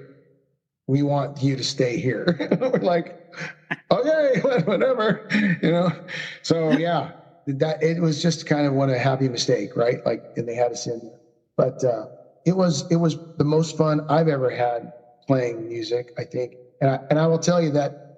Those guys, I know they were so disappointed that we weren't able to carry on. But the truth is, and Dee Snider has said this over and over again, that it was the template for a lot of things that came after and that are still out there today. So we did it. We did a good job. We did a good job with it, and it's unfortunate we got into a really massive lawsuit that almost it was a showstopper. Literally, what was that about? It was about some people that wanted to claim that the show was theirs, and it was not. It was mine. It came out of my head, and it's just amazing how people can just. I don't know. I don't get it, man. I've never been that guy. I'm not a stealing kind of guy, So I don't. It can be an unforgiving industry at times, right? It can be an interesting industry at times. And I alluded it like earlier in when we were first starting to talk. I was kind of saying, at this time in the history of rock and roll and the way things are.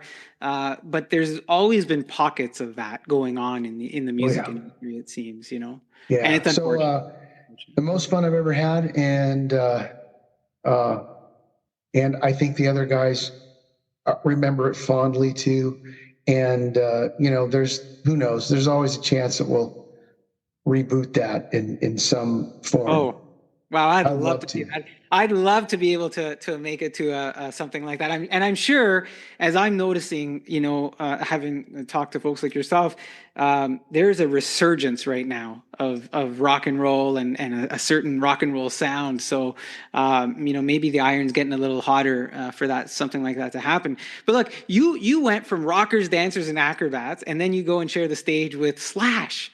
And his band that's fronted by Miles Kennedy, but you don't play bass. I think you play guitar and you go on. I play guitar in Monster Circus, and then played bass for Slash. Well, you did bass. Okay, so you did bass with Slash, and you guys go Asia, Australia, New Zealand. Yes, yeah, that was a lot of fun too, man. What's your favorite Slash Miles Kennedy memory then from that? First of all, everybody is just really really good people, and Slash is good people. He really is. And even to this day, I reached out to him just recently for something, and he gets back to me like within 10 seconds. I mean, it's amazing. He's something else, man. He's a busy guy, and I'm a nobody. So, but they were just lovely people, and great production. And my friend Pete Merluzzi was tour managing at the time, and it was hard. It was hard. I mean, they called me. I guess I had a week or so, week and a half to learn like 34 songs, and there was no rehearsals. That I flew directly with them to Hong Kong, and we got on stage and knocked that out. Slash was nervous too. He saw me there. I'm like, let's go. So we bang through some songs and sound check. And he was like, okay, all right, this is going to work. He was nervous. It was one of the greatest shows I've ever played in my life. And I should say this. We did Fort Canning in Singapore, I think it is. And to this day it is the most amazing show I've ever gotten to be associated with. I've done some great shows, but this one was amazing. Every creed, culture, color, religion, everybody was in this audience. I've never seen anything like it in my life. Every color of person, every ethnicity, every religion. There was Muslims and Sikhs and Christians and everything. And they were just going off, man. They were having fun together. It was like playing for the United Nations. It was badass. So that's a little story of hope for everybody out there that we can all get along. Yeah, and I love music. I've talked about this before. There's sometimes these music events can do that. Sure. They can bring you together, and you're talking that, and then you look at the makeup of this band, Miles and Slash and yourself, right? And as you're doing that and putting that out there and bringing folks together, did you, just curious as I'm looking at, and we were talking hair earlier, did you have the long? I chopped it off. I after Monster Circus. Well, I didn't have really long hair when I was doing that either. But I kind of cut it off short. I was back into technology and doing that stuff again. And then I was just curious because I'm thinking, with the long hair, you and Slash, right, the long black curly hair. Dude, I get it all the time. I get that, of course, because you get it from people who are just they're casual rock fans, right? They kind of know, and they see you and they see the hair. And they're like, you see you in an airport with a guitar bag. They're like, "Are you Slash?" No, I'm not Slash. That's cool to be called Slash, though. What I don't like is I get asked if I'm Howard Stern a lot because I'm the kind of tall guy. That's not as good. I don't know. Yeah, I guess nothing against Howard. No, nothing against Howard. No. Howard, I love you. But I'd probably pick Slash, over Howard myself. Yeah. Oh gosh, where did I go with this? Did you end up playing or recording on Slash's iTunes session? Yeah. No pressure there. Live in the studio on iTunes. Live in the studio. That was something. And that turned out cool, man. People should check it out. It's called it's iTunes Live Sessions or something like that. Yeah, I think it's called the iTunes session. You know what? I'll look it up and we'll put it in the notes so that it's killer, man. Yeah. It was a ball. It was a ball. Yeah, Brent Fitz, great drummer and friend of mine, Brent Fitz. He's a Canadian. Just saying. Yeah. he's Oh, Canada! Go Canada! Yeah, man, that was a lot of fun, and I just cherished that. That was a nice way to cap it off the tour. Right on, and I really love. I want that story you told about people coming together.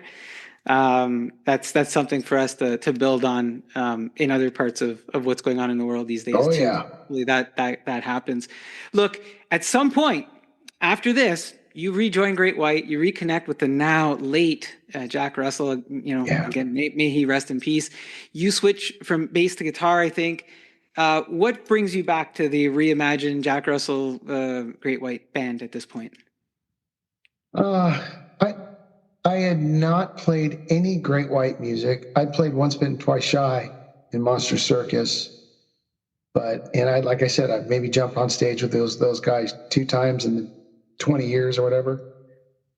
Played Mr. Bone or whatever with them.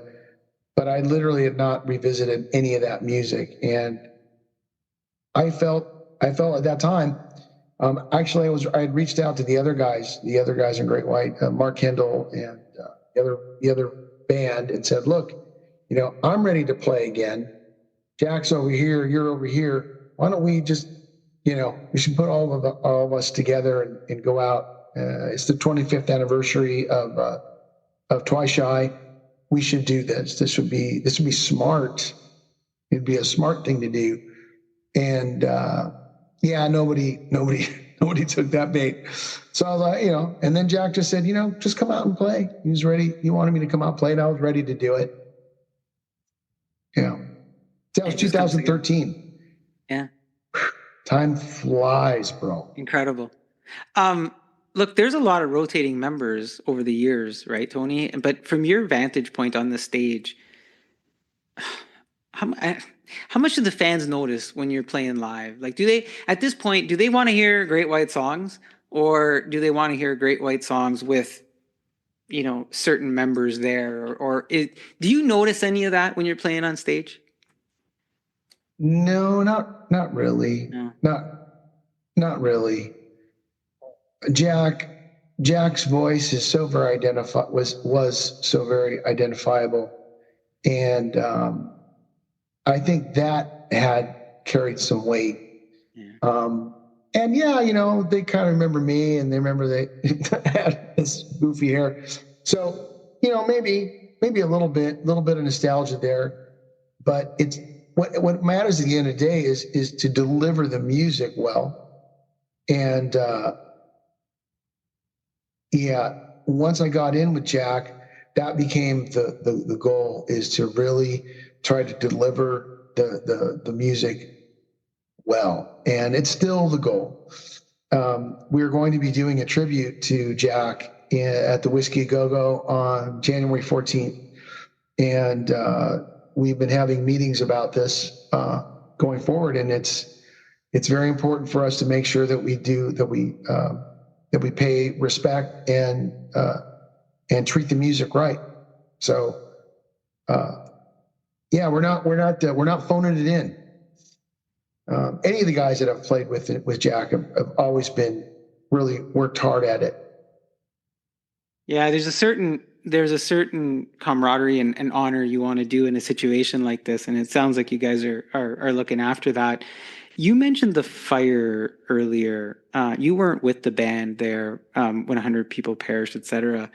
Did Jack ever talk about that with you, or did it impact him or others in the band in ways that, as fans, we may never really have insight into? Or it's weird.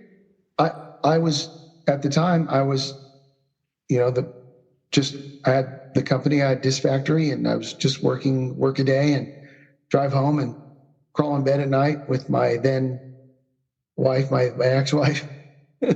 And I had no idea. People were calling us on the phone, like, hey, where's Tony? Is he okay? And we're like, yeah, he's okay. He's right here. He's laying next to me, whatever. And we turn on the TV, and so we see what's going on. I talked to Jack that night while he was sitting on the tour bus, and I think, the fire was still going. It was the first time I talked to him in, 2003, almost 20 years, right? 20 years. Yeah. No, 10 years, 11 years, I guess. 13, yeah. So, we never talked about it much after that. And it really wasn't brought up that often, even at the 20-year anniversary of it. Yeah. Or is it 20 year? 20-year anniversary. Yeah. I did a real deep dive into it too. I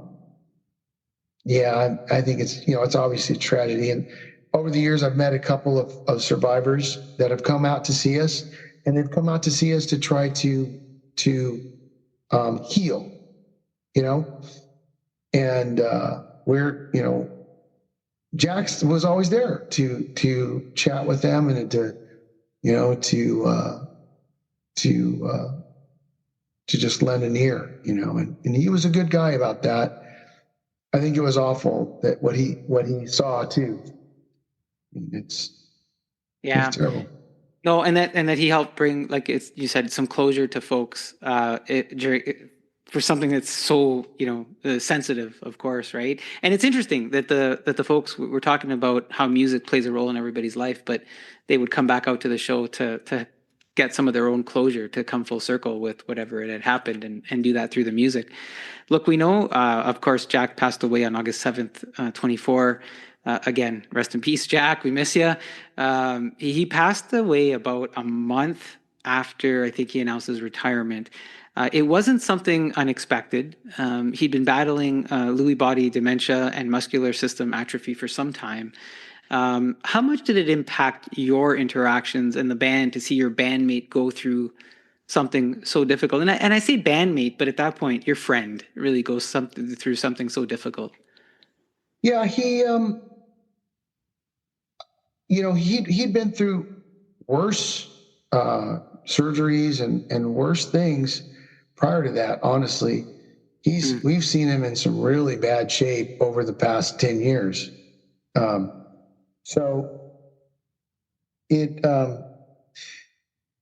he always was able to sing pretty well. So this was weird. Once his voice started really faltering, that was like, oh man, we never had that problem, and so that was odd. So he decided it's time for to hang it up. So yeah, I just we've had to cover for him numerous times where he just didn't show up or he couldn't do it. And then it's so we've always had his back, and yeah, it was tough. It was tough, but not unexpected, like you said. I'm sure you guys had several conversations, but if he could hear you right now, is there anything that you would say to Jack right now if he was still around? Oh my God, I don't know, man. I think I'm at the anger stage of going through the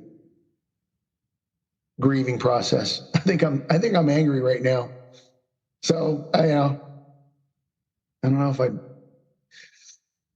I'll be glad when this part's over.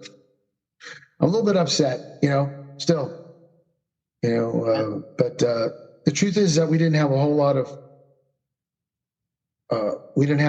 of contact outside of playing, outside of traveling, because we were doing it all the time. So we'd see each other all the time, so to have him be away, for me to be away and not hear from him is kind of normal.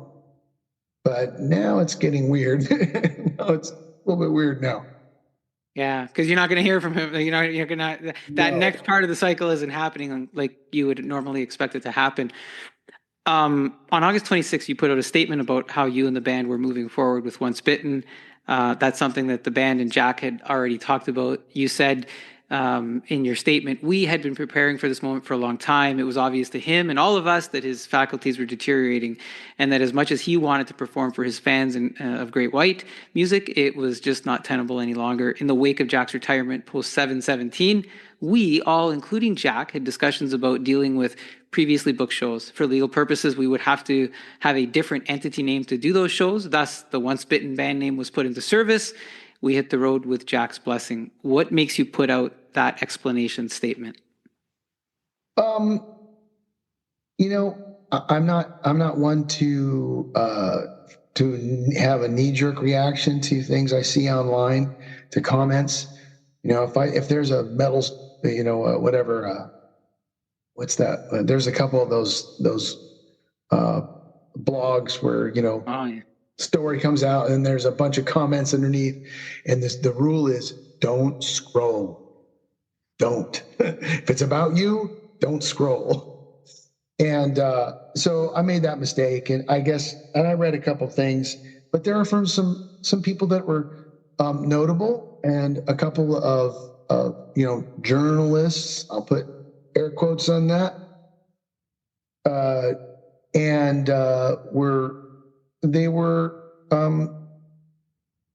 dismissive, and I thought, that's not fair.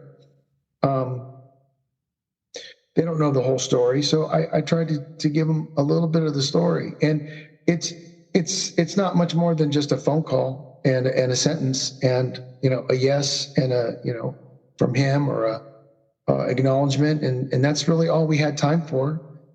And but at the end of the day, not to be disrespectful, but I don't need anybody's permission to go out and play some of this stuff. Some of these songs I helped write, or I helped make hits, or helped make part of the Great White Legacy. So I feel comfortable going out and playing, and I want to play. I love the band. Over the years, we've had some really great guys come in, and Andrew Freeman he's wonderful. I really like the guy. He's fun, and he's a good hang, and he sings his ass off. Wow. So it's been fun. I'm going to continue doing that as long as it's fun. The statement now, you've closed the page with that statement. You've moved on. No more scrolling down. No more scrolling. No more scrolling. No, there'll be plenty of other things that'll come up to make us all angry. But then, like I said, I don't normally address things. And so I made sure it was carefully worded, and I just wanted to make sure that got out there. A heartfelt statement. It was. Look, Jack gave us some great memories, and you're continuing to give us some of those great memories, from the Great White years as well. But you've got some more memories now. We've got the Once Bitten, version of the band that's come out. You also have some other projects on the go. You have a band called Shadow and the Thrill. You previously released an album with that band, and you released a new single earlier this year called Bleeding Out. Are you going to be giving us more Shadow and the Thrill? Oh, yeah, for sure. Yeah, I'm going tonight I'll be working tonight to get on the next single. So I can't wait, man, because Bleeding Out turned out great, and it seems like folks liked it. We got a little bit of traction at radio with it, and so I'm touched, because it's a very personal thing, and as was the last album. We're trying to make a little bit of a statement. So man, I can't wait. Is Bleeding Out a reflection of your memories? Oh, no doubt. Yeah, it's I don't want to say too much about it, but it's a little bit about regret, I think, and trying to fix a bad decision. And we've all made bad decisions in our life. Yeah. As I have, and again, it's like you realize at some point that you've gone down a little bit too far down the wrong path, and it's time to put it in reverse, man. It's a great song. It's a great song. We're gonna play it a little later on in the show. It's a great song, and thanks. the hook hooked me, and it put me in a certain reflective place, and I was like, oh wow, right. So it's a great song. Cool. Yeah. It's the new single. Do we have? Are you allowed to talk about it, or do we have a name yet, or is it? It's a little more blues R&B maybe tinged than Bleeding Out. A little bit closer to like what we did with Crazy back on Sugar Bowl. So that's coming. That's awesome. It's exciting. It's exciting to know that, and it's exciting to look forward to that. How would you say that Shadow and the Thrill, how different is it from all of the other music that you do? How would you define Shadow and the Thrill for folks, and what they're getting there? It is it's a little bit closer to what turned me into a musician, all those different influences. So it's pretty much guitar based. It's rock guitar based, blues guitar based. But I grew up on a very diverse palette of music. My mom would make me listen to Pink Floyd, and then she'd make me watch the Boston Pops, and then I would listen to Dinah Washington, and then I would listen to Led Zeppelin. So it's probably more 70s oriented than anything, I guess. I mean, at the end of the day, that's the era of music that I come from, and that I think is still amazing. Right on. We're again looking forward to that and more from that band, Shadow and the Thrill. Look, you've got a lot of content for folks to connect to. There's shadowandthethrillonline.com for the new music there. You also have a personal site, cardenasmontana.com. Does Once Bitten have a site or another online presence?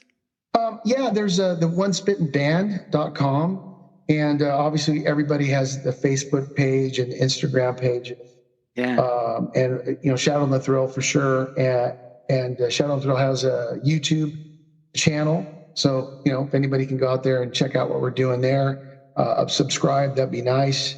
Yeah, so and of course all those songs are all available on Spotify and all the electronic outlets as well. Do you have a favorite, Tony, of all the different platforms? Do you have a favorite? I just watch YouTube now. It's like I don't have anything else. It's become my go-to entertainment for everything. Right. Pretty much. That's good. So we'll get the link to your YouTube site. Are you still doing a Journey cover band? Oh yes. Yeah. I joined it for fun here. I thought, being Orange County guys, my Orange County friends here, and in Southern California, and I thought, I love to play Neil Sean. I'm a guitar nerd that way. And that'll be fun. It'll be fun. Be a guilty pleasure. You're amazing, man. All the music projects you got going on. It's just something amazing. Are we going to see live shows to close out the year or to start the new one or anything like that going on that we can look forward to? I know that the Journey tribute band is very busy. So I've got a full schedule all the way to the end of the year with them. I think I may have Shadow and the Thrill shows in December, and that'll wrap up 2024. Oh, we will probably be doing early 2024. January 14th is going to be the Jack Russell, memoriam, I guess show you can call it. We're calling it a celebration of the music and life of Jack Russell, January 14th at the Whiskey A Go-Go. So the pre-sale tickets are going to happen pretty soon, and I expect it's going to be more than sold out. So if people are interested in going there, they should keep an eye out and buy those tickets before they disappear. January 14th, Whiskey A Go-Go. That's going to be the Jack Russell tribute. So something definitely to look forward to. Tony, I want to thank you for taking us on this journey with you. Is there anything else that you'd like to leave us with before I let you escape all of my questions that I've thrown at you today? No, did we get through everythve? Because we did. We did. You're awesome. These are all the things I had. You've walked us through it in a very is like methodical, man. It's badass. Thank you. Thank you. Yes, I'm. You called Tony just called me badass. You're badass, bro. Thank you. It makes it easier for me. I've struggled through some interviews before, but where you're helping to move things along, But anyways, just that I hope folks take an interest in what I'm doing. And I appreciate that some do. And Shadow and the Thrill YouTube channel and on Facebook and Instagram. And I'm out there with the Once Bitten Band. We'll be doing a lot more coming up in 2025. And I'm having a ball just,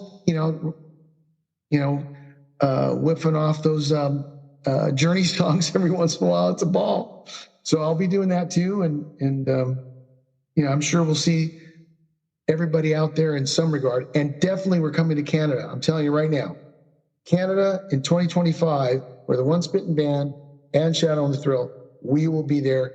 We're going to see you and our buddy Mitch LaFon too, and maybe the Rock Pile, right? What do you think? I can't wait. I'm going to look forward to that. I need those dates. Tony. I need those dates. White had a great career, and we really worked hard in Canada back in those days. We went back and forth in the dead of winter. And we committed to Canada back in those days, and it was always a great time. And I think with Jack, we were only been up maybe twice in the past 10 years. So we're going to fix that with the Once Bitten Band. And I definitely want to get up there myself too, because I just dig it up there, man. Right on. Send me a personal note, and I'll take care of you in Yes, some sir. ways. Come and see me. Look, we have been bleeding out with Mr. Bone, perhaps in a house of broken love. But what was once bitten, twice shy has become sweeter in the sugar bowl as we hear the stories of the multi-award winning and multi-instrument playing Tony Cardenas Montana. He's jacked, slashed, and played the grind through decades of rock and roll, and he's still ready to roll with us as we're all a little crazy over the love song that is indeed Tony Cardenas Montana. Oh, wow. I'll have all the links in the show notes. Stay tuned for some music from Tony coming up in the show. Thank you so much, Tony. Best wishes. Take care. Look forward to seeing you. Brother, thank you, man. Cheers, man.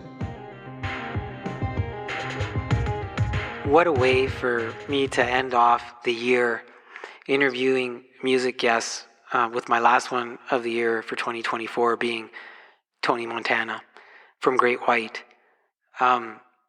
I've been doing this now for 5 years, better part of 5 years. And when Tony signs off and calls me brother, everything leading up to the interviews, there's email exchanges and you kind of get to know each other from the files that come back and forth, etc. And then you get to talk to the person. And then you have a really genuine conversation.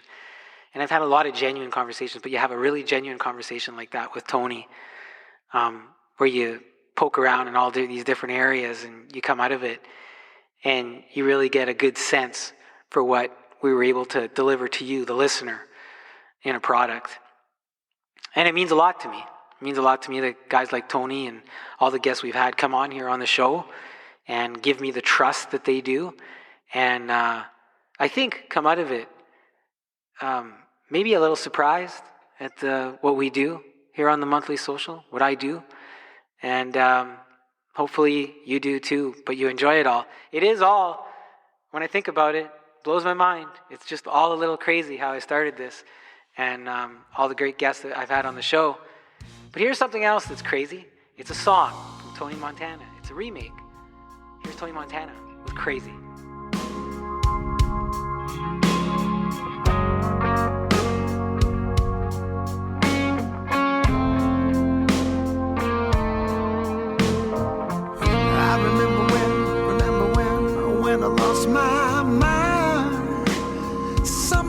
About that place, emotions have an echo and so much space.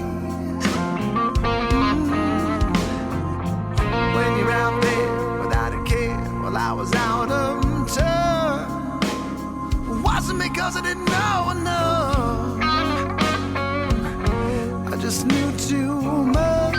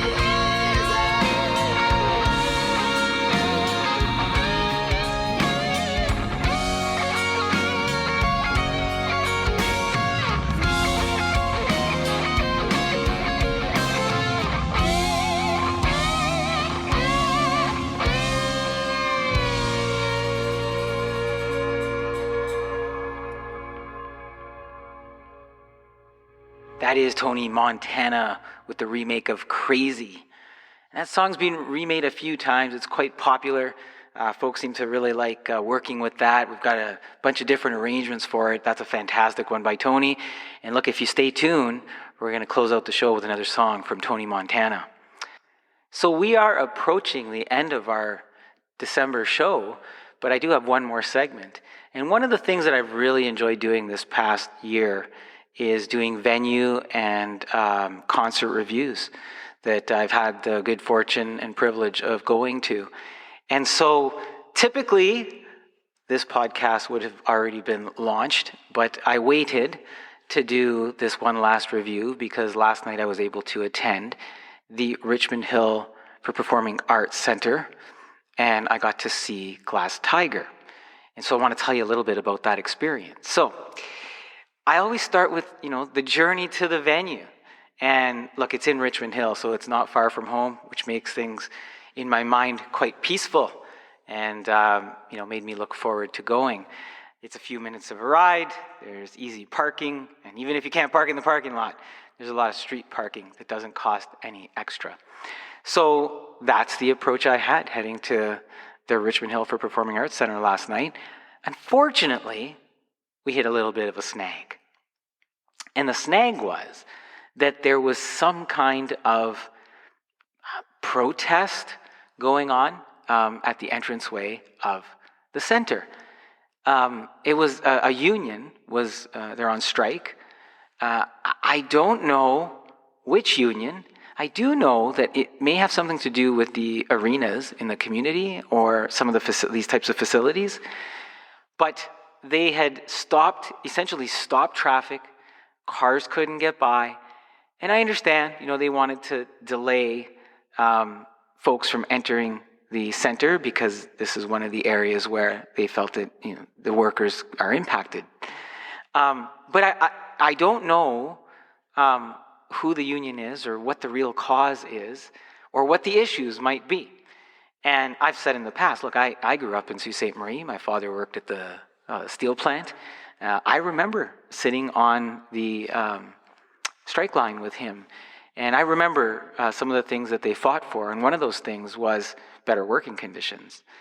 But I also remember their behavior. And it wasn't what I saw last night. What I saw last night was this group, whoever they were playing. They had some kind of speaker system there. They had the barrels burning wood, and they were playing their music so loud that I could hear it in our car. The security and the officers who were in the area talking to people, we could barely hear because it was so loud. And even when you walked by them, there was no handout of a pamphlet or, hey, this is who we are, this is what we're doing. The only thing they did that I saw during, the time that I was there was the only thing they did was they were delaying cars from going into a parking lot for 10 to 20 minutes. We didn't wait that long. We, went down a road and we ended up parking on a street and just walking. And I purposefully walked by them hoping I would get a pamphlet or a flyer so that I could share with you what the cause was and offer them support. But I have no idea. I saw a lady who was wrapped in Christmas lights running around. She might have been carrying some pamphlets, but she was running around and dancing to the music. I saw some, people with signs and, collected around a fire bin. And there was 2 different entrances I walked by, and none of them offered me any information or said, hey, I hope you could support us. This is what we're doing. So you have a cause, and I hope that you get whatever it is that you're looking for. If it's better working conditions, I hope you get that. If it's a raise, if you deserve it, I hope you get that. But what might help you out is if you tell people why you're there, educate them, and so that they could offer you some proper support as opposed to just inconveniencing them for long periods of time. And the act inside, Glass Tiger, Alan Frew, he actually spoke to it because I guess he received some criticism for this. And he kind of said, look, I support you out there, but there's also people who paid money to come see me, and I want to be able to fulfill those obligations. And it was a fair statement on behalf of Alan Frew. So that was the experience. It took a little bit longer till we figured out how to get into the Richmond Hill Performing Arts Center. But once we did, it's a really nice theater. It's a nice place to go. It's a great venue. very comfortable, very welcoming. The main hallway is a little busy, a little tight, but they did have some warm refreshments available for free. They had hot chocolate and they had coffee and they had teas. And then, of course, you could purchase other beverages. And, Glass Tiger had their merch table, which looked really nice. And folks were buying toques and albums and CDs. And the mood inside was very positive and fun. I jokingly, it's a little bit of an older crowd.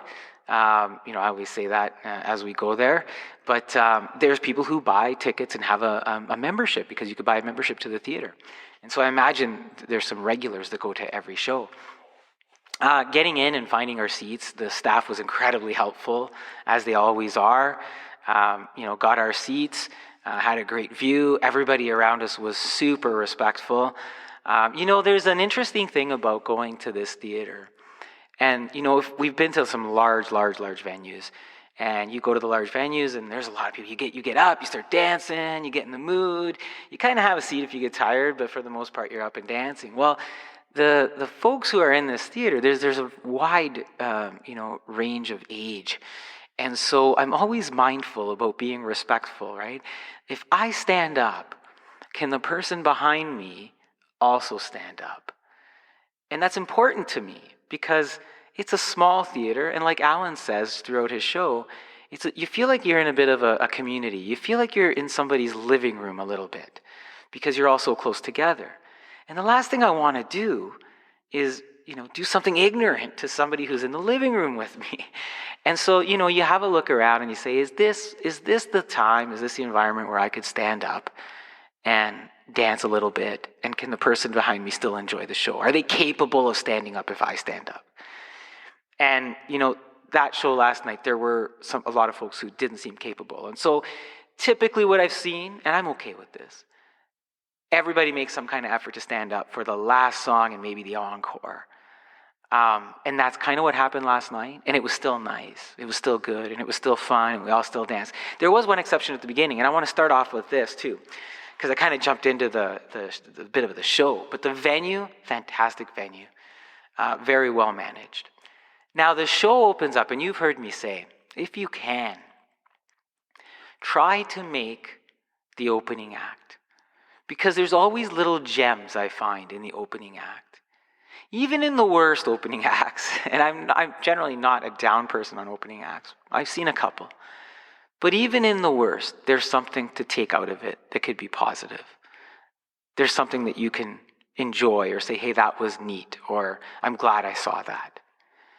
And so the opening act wasn't another rock band or artist, music-wise. Sort of.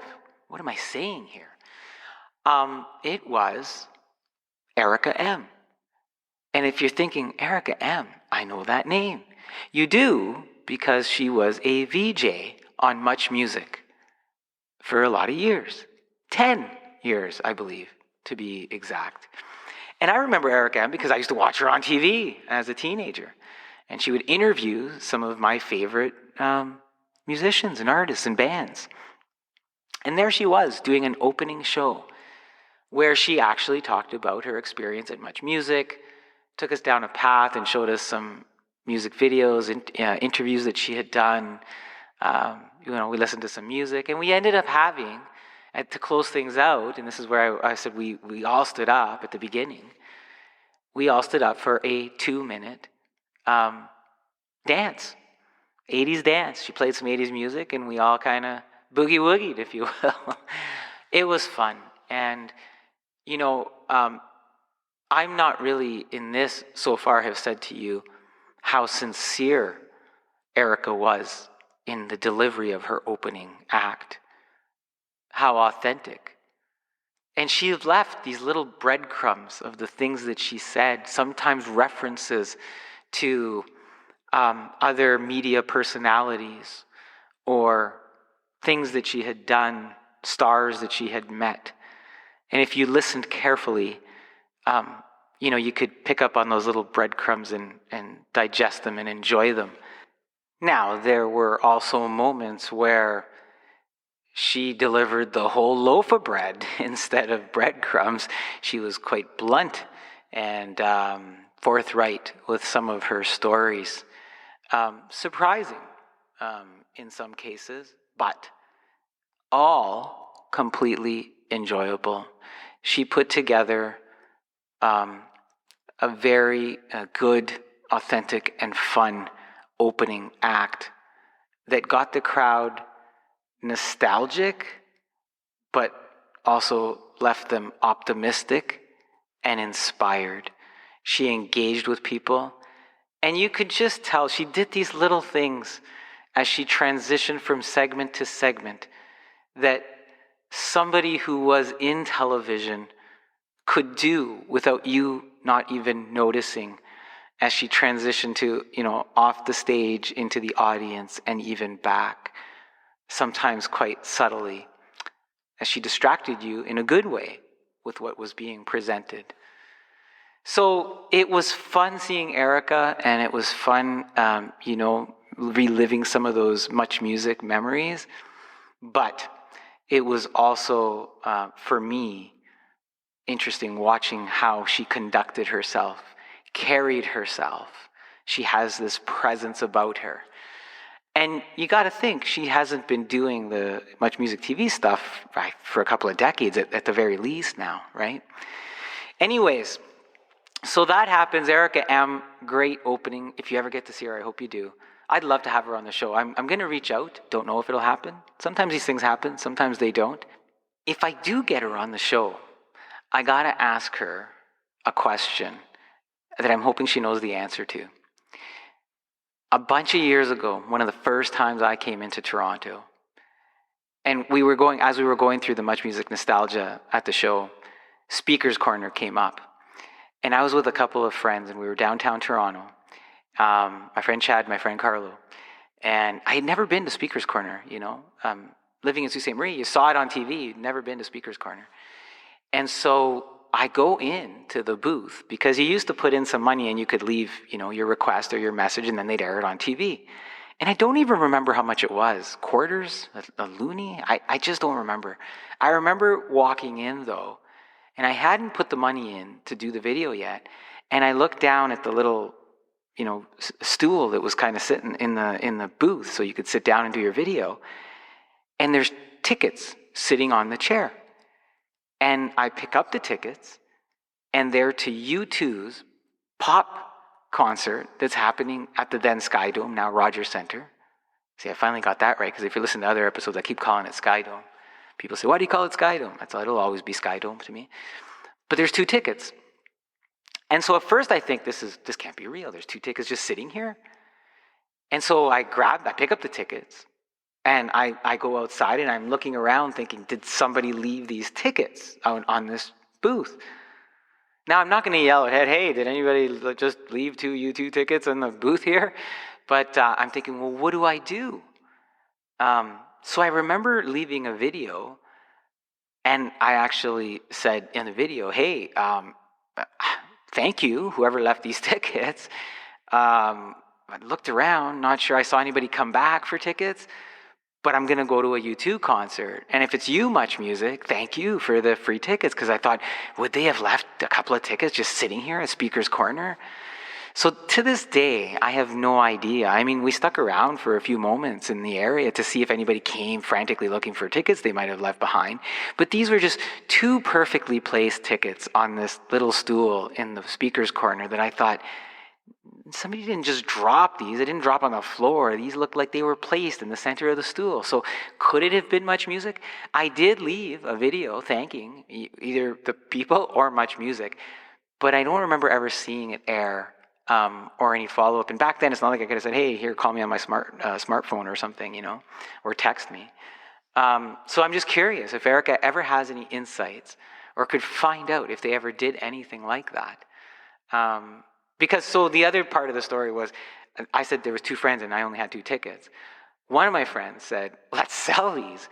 And myself and the other friend were like, no way, U2? Like tickets to go see U2? We're going. We want to go. And the one who wanted to sell it was like, yeah, I really don't care. I'm going to go to my brother's place. You guys can go. I don't really want to go. I don't care. And we're like, okay, we're going. And we got to see you too, which was the stage in that show was phenomenal. Okay, so coming back to the venue and to the show with Glass Tiger. So Erica M, awesome. We take a little break, and on comes Glass Tiger. And they open the show with This Island Earth. And Alan Frew comes on as the band is already playing. And he comes out confident, yet cautious. Has a look over at Sam Reed on the keyboards and Al Connolly on guitar. Of course, Chris McNeil's on the drums and Tom Lewis on the bass. But together they sound tight, they look good. And from that very moment that they engaged with that song and they engaged the crowd, and they would engage the crowd the rest of the night, they just looked like they were having fun. And it looked like genuine fun. They wanted to be there. And they wanted to be there with us in the crowd. That's how they made us feel. And I would think that, look, they've been doing it for a long time. And I don't know why you would do it for acting purposes. I don't think at all that they were doing it for acting purposes. I thought it was very authentic. I've used that word a lot and with respect to this review and this show. But that's what it was. And that's what continued throughout the show. There's a few songs that we got to interact and sing along. And, he told a couple of stories. Told a couple of stories about Scotland and had a little sit-down moment as well. And Sam brought out the accordion. Overall, it was a solid show. I loved it. I loved the engagement. It was so good I'd see them again. I'm going to remember a lot of positive things about that. Not just the music, but also some of the things that Alan Frew said throughout the show as he engaged with the crowd. So yeah, Glass Tiger, Erica M, and the Richmond Hill for Performing Arts Center, A++ experience.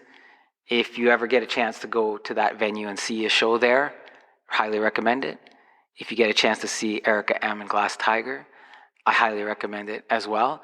I know that Glass Tiger is on tour.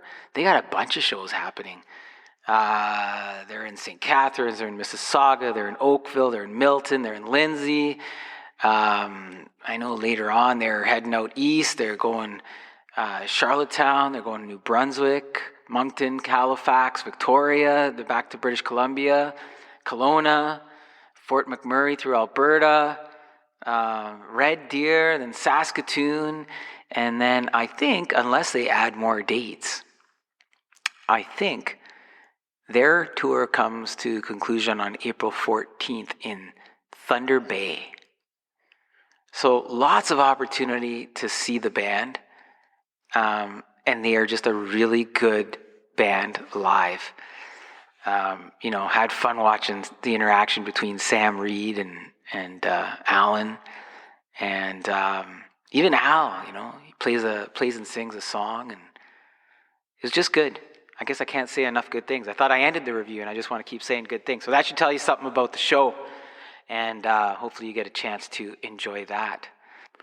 So here we are, heading towards the end of the December show, and to the end of 2024.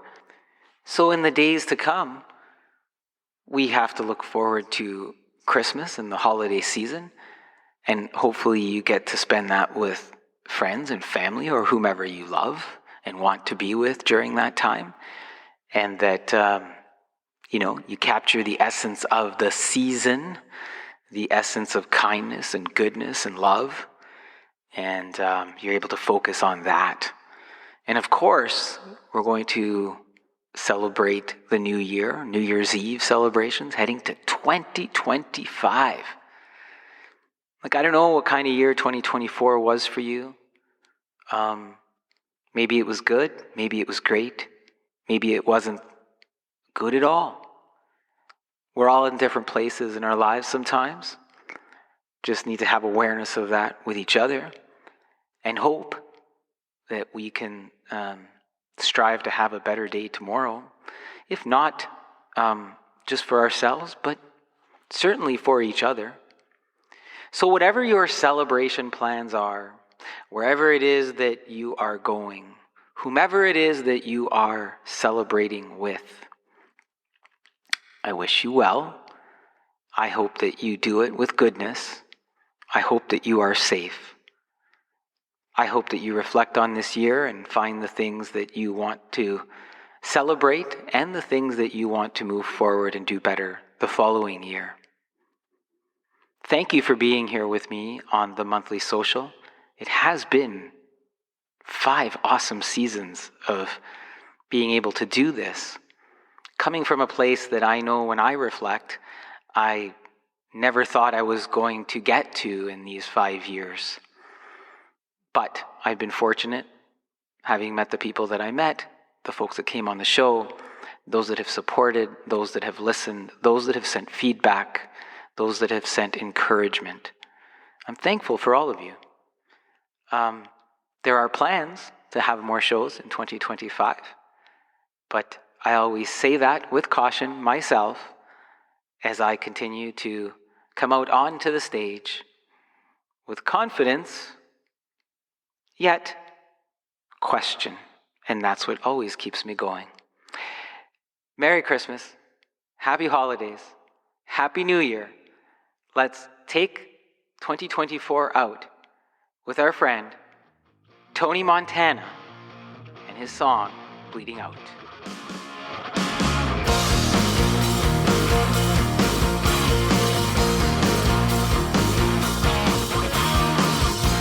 Why do you lie to me, baby? Yeah. Now you know it was not all my fault. I am alone, you cannot save me. Yeah. To tell the truth, I could not walk this in there, walk this in there.